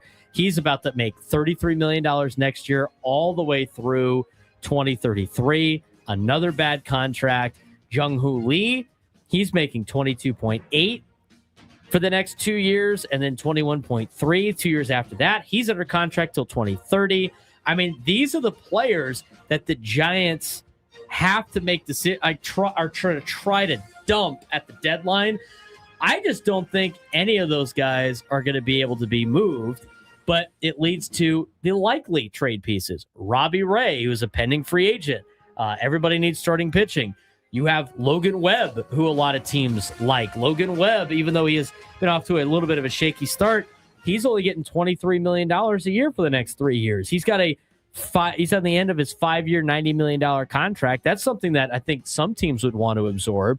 But the overall synopsis of the Giants right now is they are trapped. They are too expensive to rebuild easily. They're not good enough to contend seriously. And Buster Posey's patience already appears thin as he's traded away Patrick Bailey. The Giants are a mess, and it's not getting any better. No, it's not. And all of this compounds and is made to look worse when you have a college coach coming in and all of this is happening. That just makes the entire situation look so much worse for them. Even yesterday, where they had a lefty and a righty warming up, Vitello goes out there to to change pitchers, and no one knows which one he wants. So it's that whole organization right now is just an absolute disaster. It would not surprise me at all if the Giants have a complete and total fire sale. And yes, we know Logan Webb is on the IL. We're not saying he's getting traded now. We're saying that these are all deadline potential opportunities. Deadline potential. He should be off the IL before August 3rd. They're in trouble. There's no way Devers gets traded twice in the same back-to-back years, right? I don't know who would take him. Who's going to take the contract? Out of all those contracts, which one's the easiest to pay off? Like if you're the Giants, Jung-Hoo Lee? Yeah. Jung-Hoo Lee hasn't been bad. He has been hurt, but that is a big looking contract put up against what this team is right now. Matt Chapman, catch the bleeping ball. You think Casey Schmidt is like smiling ear to ear right now? We'll see you, buddy. Matt Chapman. They owe him a lot of money too. I just, unless you can dump these guys with like a Robbie Ray, or I mean, maybe you can get. I mean, but even Robbie Ray is making $25 million this year. I know it's a 1-year deal. He's a pending free agent. You think the Padres contracts are bad? Not you specifically, but just talking in general terms. These contracts are worse because these guys are not playing well and they're in last place. Nothing's getting better for the Giants. Moving on to the next team, the Arizona Diamondbacks. I find this one to be a little interesting out of Bob Nightingale's column from over the weekend. He calls Arizona sitting in baseball purgatory. And to be honest with you, Frank, he's not wrong. I mean, they're not bad enough to sell, and they're not good enough to believe that they can make a couple of moves to be in the thick of things. They got off to another mediocre, slow start, and you have Zach Gallen, who's a pending free agent, and Eduardo Rodriguez, who has some strong value now as he's reestablished his value with a strong start to the season. But you think the Padres offense isn't very good? Team has seen 400 fewer pitchers than last year. Or pitches than last year. This Diamondbacks team, they have the worst chase rate in baseball, and they're bottom tier in on-base percentage and walk numbers. Arizona's front office appears ready to pivot quickly if things don't improve. That would be interesting if Arizona decides to be sellers at the deadline. Again, this is way down the road, but according to some rumors, it sounds like they might be looking to shop some of their players. If that's the case, that opens up the schedule a little bit more for the Padres come August and September. But Arizona Diamondbacks right there too. They've kind of got off to a pretty rough start to 2026, where I feel like baseball purgatory is the perfect description of this team. Yeah, absolutely. I would be interested to see who they would get rid of. I know Zach Gallen and Eduardo Rodriguez are there, but if you're going to tear it down completely, how far off would Corbin Carroll or Luis Perdomo, or they tried to get rid of Ketel Marte last year, how far off are they to possibly being traded? Even Corbin Burns. I mean, they have a lot of guys that they're kind of like a Giants in that case, where they have a lot of guys on big contracts that can get moved because they're not in the winning window if a full rebuild is what's on the table for them. They have a lot of pending free agents, right? We talked about Zach Gallen, other pending free agents, James McCann, who's 36 years old. Yeah, he's not going to draw much interest. Carlos Santana, who's 40 years old, has got a mutual option. Taylor Clark, Jonathan Loaisiga, Paul Sewald, and Mauro Vargas. They also have a couple of guys on arbitration. Ryan Thompson, AJ Puck, Kevin Ginkel are all potential pending free agents. I mean, what is their window? Like, trading for Nolan Arenado was an interesting move for the Diamondbacks, and you thought maybe they would be they thought they were going to be more competitive. At least some of these deals that the Diamondbacks have, they have 1, 2, 3, 4. They got about 5 guys under long-term deals. At least their money options are easier to move. Mm-hmm. Like paying Corbin Carroll $12 million next year and $14 million in 2028, and him only accounting for 13.8 towards the AAV. That's a movable piece if you don't think he's part of your window anymore. And it goes to the question of what is the window for the Arizona Diamondbacks? Because it's supposed to be like now, and it's not. So that's another interesting case study. Last one for you, the Houston Astros. Since 2017, they've won 4 AL pennants. They've won 2 World Series titles, annual contender each and every year. But now they're 16-23 to start the year. They got injuries everywhere. Playoff odds are crashing. They look really bad. Is this the end of the dynasty for the Astros? Question number 1. Question number 2, there's a lot of names that could potentially get moved for this Astros team. Christian Walker, Josh Hader, Jeremy Pena, Isaac Paredes, Yordan Alvarez. Is it time for the Astros to just reset? I think so. I think their window has been open for longer than a lot of other teams when they have a good generation like this that they've had. This has been a good 10, 12-year ride with this team, and a lot of these guys are starting to get older. The ones that have stayed, Carlos Correa's hurt now again after coming back.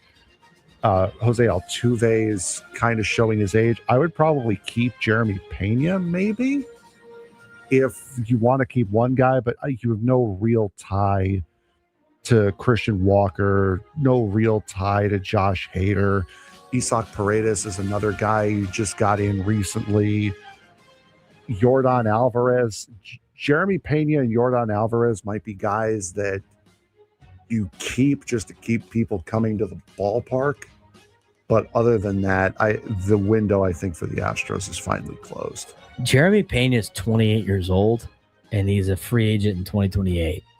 He's in his second to last year of arbitration. You can get a lot back for him. You know what? Pena, if you're going to make moves, Pena's gone. To me. I mean, that's where I think you would have to make these moves. Isaac Paredes has a club option for next year that you can part ways with. I don't think Lance McCullers Jr. has been any. Has he even played? Has he been hurt still?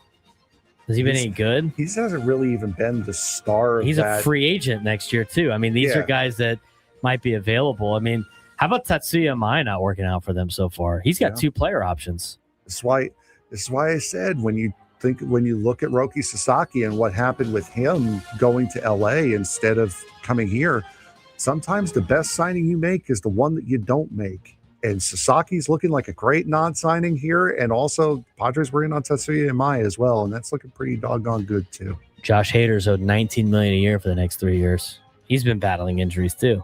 Mm-hmm. He could potentially move. Christian Walker's getting $20 million a year for the next 2 years.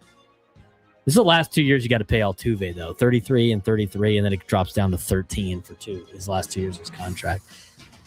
A lot of teams. Altuve, I don't see them moving Altuve. They're not going to move. He's 36 years old. He's not even that. He's the face of this generation. Give it a graceful exit.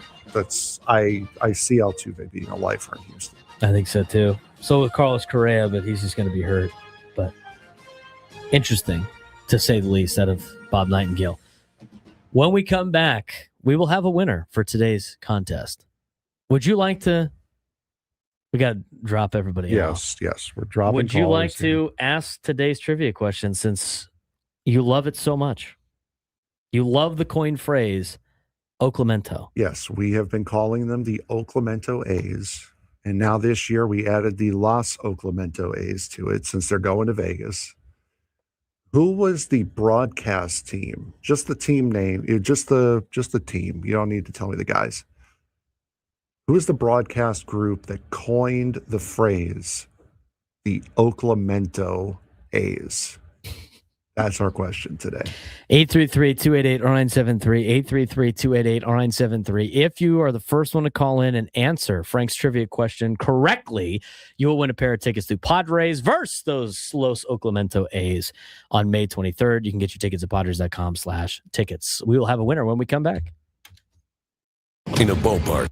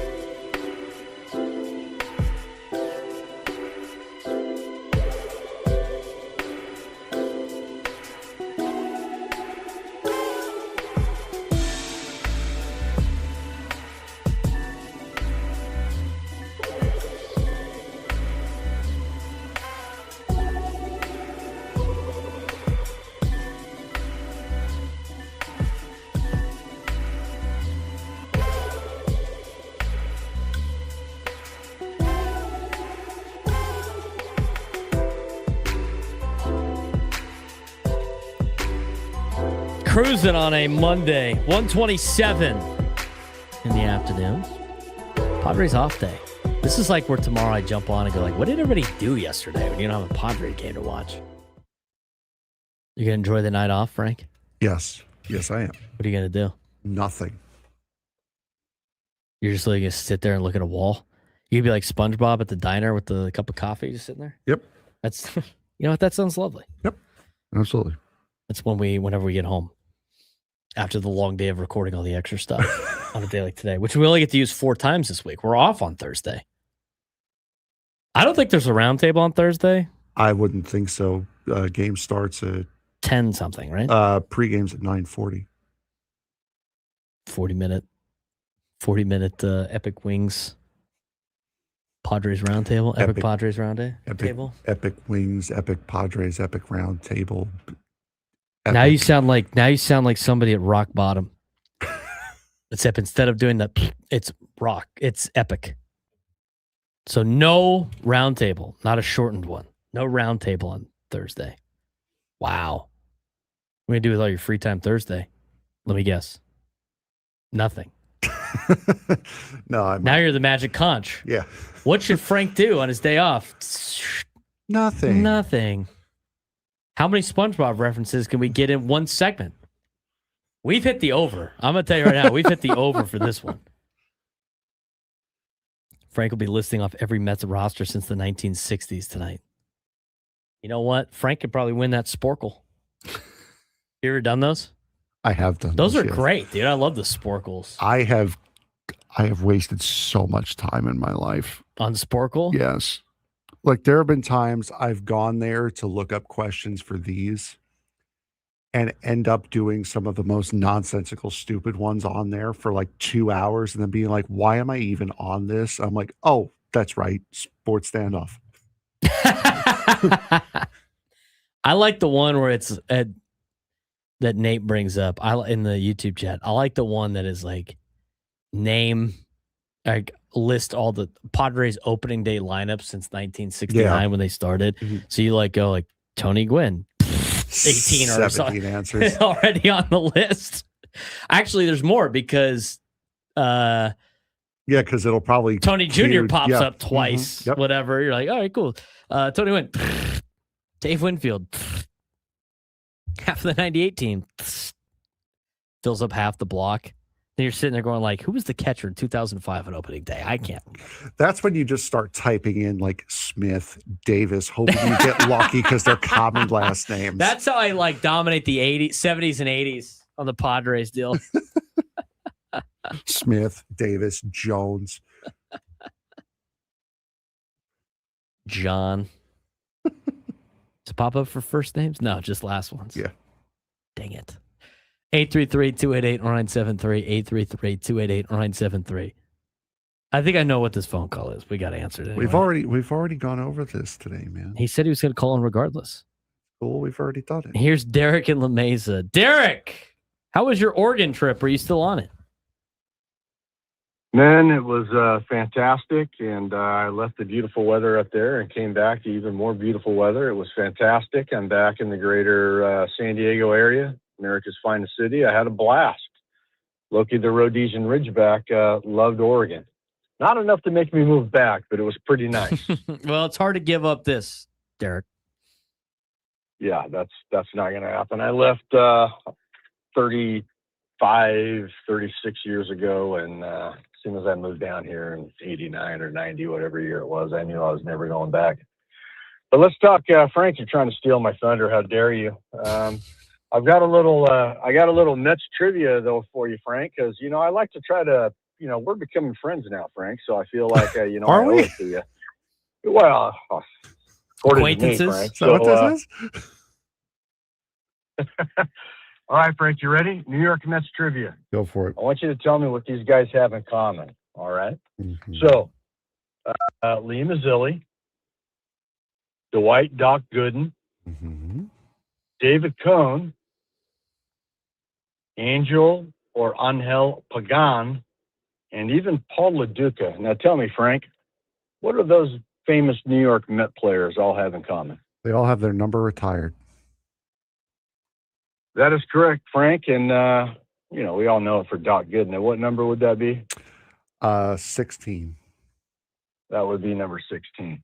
And I'll tell you what, Frank, since you stole my thunder, everyone on the listening audience knows that Arson Fudge blasted number 16 last night. But more importantly, Frank, I'll tell you what, if Arson gets close to 70, the joke that I made several home runs ago might actually come to fruition. I mean, it is actually possible that Arson Fudge could out-homer New York Met wins, brother. I mean, it might happen. I wouldn't be surprised at this point. Would not be surprised in the slightest. I gotta say, point. Derek, I appreciate the phone call as always, and I'm glad you made a safe trip back. I wonder what Keith Hernandez stat he's going to bring up for the next. All we gotta know, right? This is what you gotta have in your back pocket. Derek better hope Oregon doesn't have a miserable year. That's all I gotta say. Like, Oregon football better be like back. They better be dominating teams this year. If they have a bad year, oh boy, Frank's gonna be all over that. I'm you just gotta take the notes. You gotta take it now. Gotta take the heat. Gotta wear this. But I think stats are on your side, Frank. You know what the O stands for. Yep. You know what the O stands for. Oregon. Nice try. Does it not? Means 0 national championships. That's what it stands for. Hey, I love trolling Oregon as much as the next guy. I'll feed you some fire for that. But I will say this. This bit makes me laugh every day. Every time Aaron Judge hits a home run. Because you know what? It's one thing for Derek to call in and just be like, ha, he hit a home run. But he's creative with the Mets trivia, first of all. Second of all, you're batting 1,000 on his trivia questions. So it would be more embarrassing if you're getting some of those wrong as a Mets fan. But you know what? You're on fire. You have answered more trivia questions correct than I think the Mets have won games. You just got to embrace it now. You just got to embrace, the brown paper bag over the head. You got to embrace the fact that, you know what? You got to take your wins. Mr. Met beat Dinger in a push-up contest. I don't know if that necessarily it's a win for you or not because you like Dinger, but here's how I get back at this team. At the Mets. Yeah. Okay. I just don't care. We're at that point. Flat out. We're at that point in the stages of the they are irrelevant. Sad sports fan. It's NASCAR season, baby. Oh, that's all it is. That's what it is. It's NASCAR season. Anybody give you a bobblehead? They should have. No. Guys, thank you for coming through on the Padre NASCAR bobblehead. Y'all are sick for that. Nate is playing you the world's smallest violin. Okay. I've been playing it too. I've never seen Frank so excited for Giants football in my life. Yay. At least you're not the Jets. Exactly right. Exactly right. 833-288-0973. 833-288-0973. When we come back, a couple of the local sports. It's the Mets. When we come back, we'll take a look at Setting UFC over the weekend. We will also talk about the Aztecs spring ball. They completed that over the weekend as well. And dive back into some Padres baseball. A lot to get to on the final segment of the Braden Surprenant Show. Setting Number One Sports Station 97 through the Fan.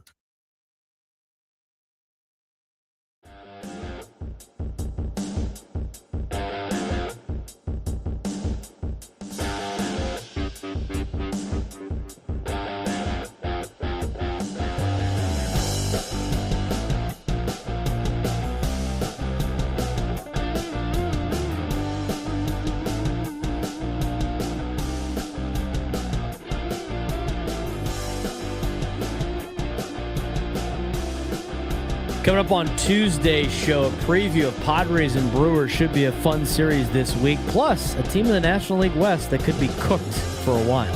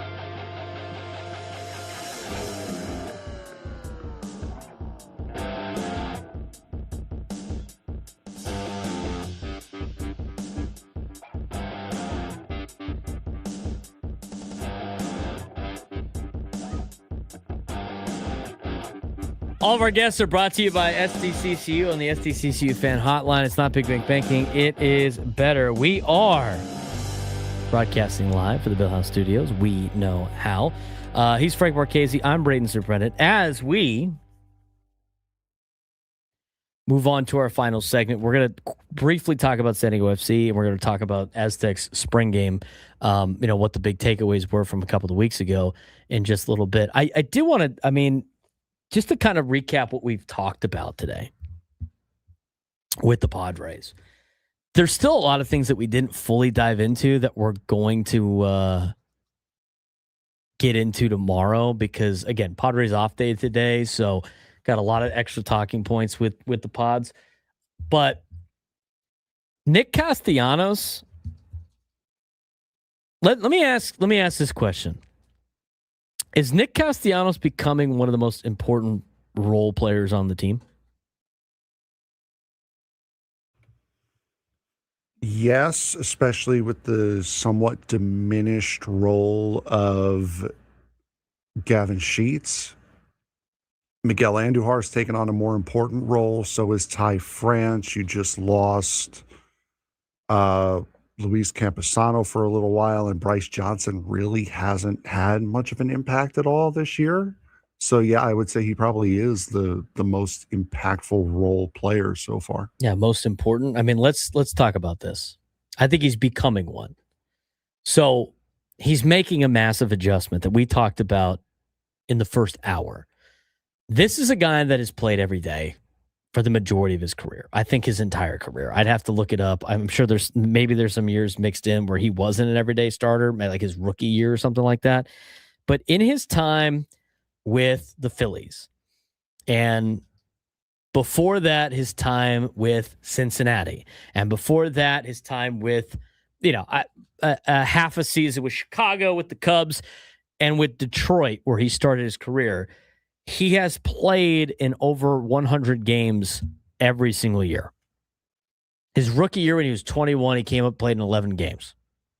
But after that, it was 148 games, 154 games, 110 games, 157, 157, 151, 151. Played all 60 for Cincinnati in the COVID year. 138, 136, 157. Played a full 162 in 2024 for the Phillies. 147. Now, a lot of those are not games started, obviously, but at the same time, he's playing a lot. He is getting everyday reps. He is getting multiple at-bats. He is getting an opportunity to be into a rhythm, to be in a routine. And right now, he's not, because he has rarely come off the bench in his career. He has been forced, obviously, into a reduced role than he had for most of his career. And it takes time for guys to be able to adjust to that. I think you've seen that with a lot of players. It is difficult to come off the bench as a pinch hitter when you're not getting everyday at-bats. That is difficult in this sport in every single level. Every level of this sport, being the guy coming off the bench as a pinch hitter is very difficult to do, especially at the major league level where guys are crazy on the mound. So ridiculously good.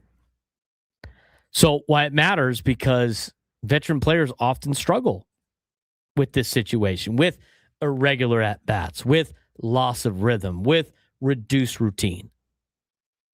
But Castellanos has seemed to have embraced it, and he's been getting used to it. But over his last 25 at-bats, Nick Castellanos has had 7 hits, 2 home runs, a double, and 8 RBIs. That's not bad. I mean, he's starting to really put it together in this particular role that he is now, relatively inherited.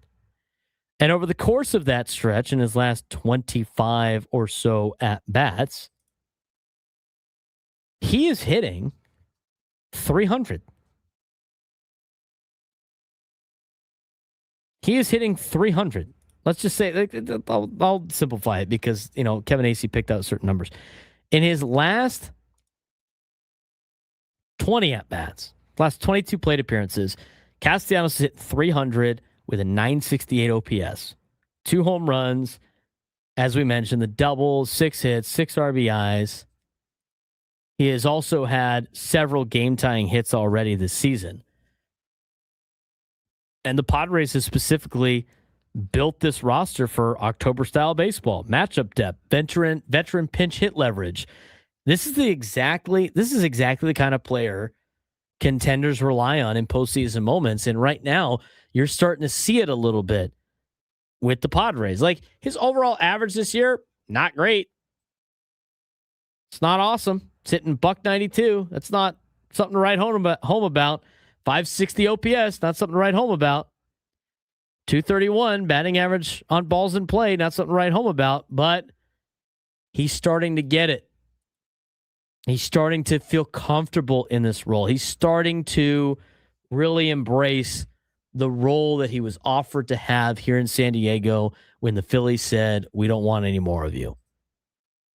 And I think this is going to be an asset to this Padres team. And on top of that, like I mentioned it before, like the home run that he hit against, yesterday. And really, you could go back to the home run he hit maybe against the Cubs. I mean, I think that was like that David Peralta moment you've seen from the Padres a couple of years ago. I mean, he was on the verge of potentially not playing for the Padres anymore. He hit the home run, and the rest was history. He ended up helping out the club get to a high level in 2024. And I think Nick Castanos can do that, and I think he's embraced this role, and I think he's slowly becoming a very valuable asset for this team. And this is why you got to continue to give him at-bats, and why they gave him at-bats on Thursday against the Cardinals. Even though he went 0 for 3 with 2 strikeouts, he's starting to figure it out with the bat in his last handful of games, and I think that's important. What they could really use is Fernando Tatis Jr. to figure it out. Now, I'm encouraged with his 395 foot out the other day yesterday, because I think he's close based on his swing. You can see it's bothering him. Obviously, it's a mental side of things that he has to be able to put together. But despite him being homerless with elite contact quality, he's close. I mean, that ball he hit on Sunday would have been a home run in 12 parks. He hit the ball 395 feet, out. Nick Castellanos hit it 385 feet, game-tying home run. Out. It's a different type of out. It left the building. It remains important because we continue to talk about it on this show. The underlying metrics remain strong with Fernando. The power outage may be more of bad luck than decline, maybe more of his swing. The concern, obviously, is timing. Padres need star-level production eventually, but they have survived without it so far. If the Padres can have this winning record and be in the position they're in right now, when their offense really starts to figure it out, most notably their stars, most notably out of their stars, Manny Machado and Fernando Tatis Jr., they would have survived the storm that other teams are not currently surviving. Like the Phillies. Phillies aren't surviving that right now. They're in a jam. They put themselves like 8.5 games back to start the season. The Giants, they're not surviving. Their stars are awful right now. And where are they? Worse than the Rockies. Stone dead last. And things aren't getting much better for them. We'll talk about that tomorrow. But once this happens, and I think it's going to happen, and everything's pointing towards it happening, Padres are really finally going to click on offense. And if they could do that at the right time, it's going to lead to a lot of wins, and it's going to lead to a really good season. But they got to get there first. And hopefully they can do it against Milwaukee. I think Milwaukee's going to be tough. I mentioned this earlier in the show today. They got 3 games in Milwaukee against a team with a winning record, against a team that's, battled its way back after starting the season off slow, and a team that's in second place in the National League Central. But on a road trip at Milwaukee and at Seattle, I think if they go 3-3, I think you'd take that going into a home series against the Dodgers. I really think that's what you're trying to go for on this road trip coming up.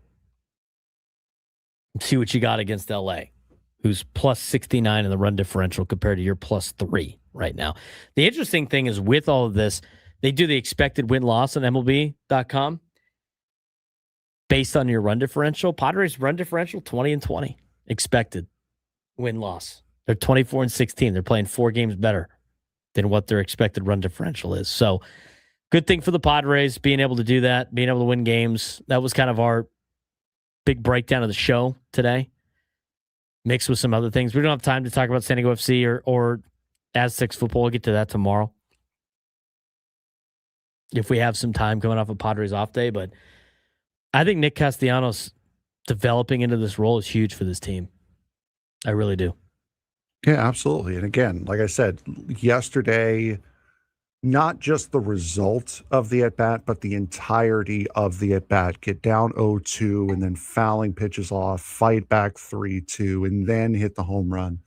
Against a guy that looked almost unhittable. Yeah, that right there justified every single penny of the $750,000. Not just the result, not just the moment, but that at-bat at that point when it was, you just as easily could have said, all right, well, we lost 3 out of 4 here. We'll go into the off day licking wounds. They didn't do that. Riley O'Brien looked shocked that ball left the yard. And to be honest, I would be too. That was his first home run allowed all year. Yep. With Fernando's bat, too. That was fun. You know what? Maybe put a home run in Fernando's bat for tomorrow. Or took one out. He's Frank Marchese. I'm Braden Surprenant. We'll be back tomorrow. Gwynn and Chris coming up next. Full show today. Padres being off. Talk to you tomorrow.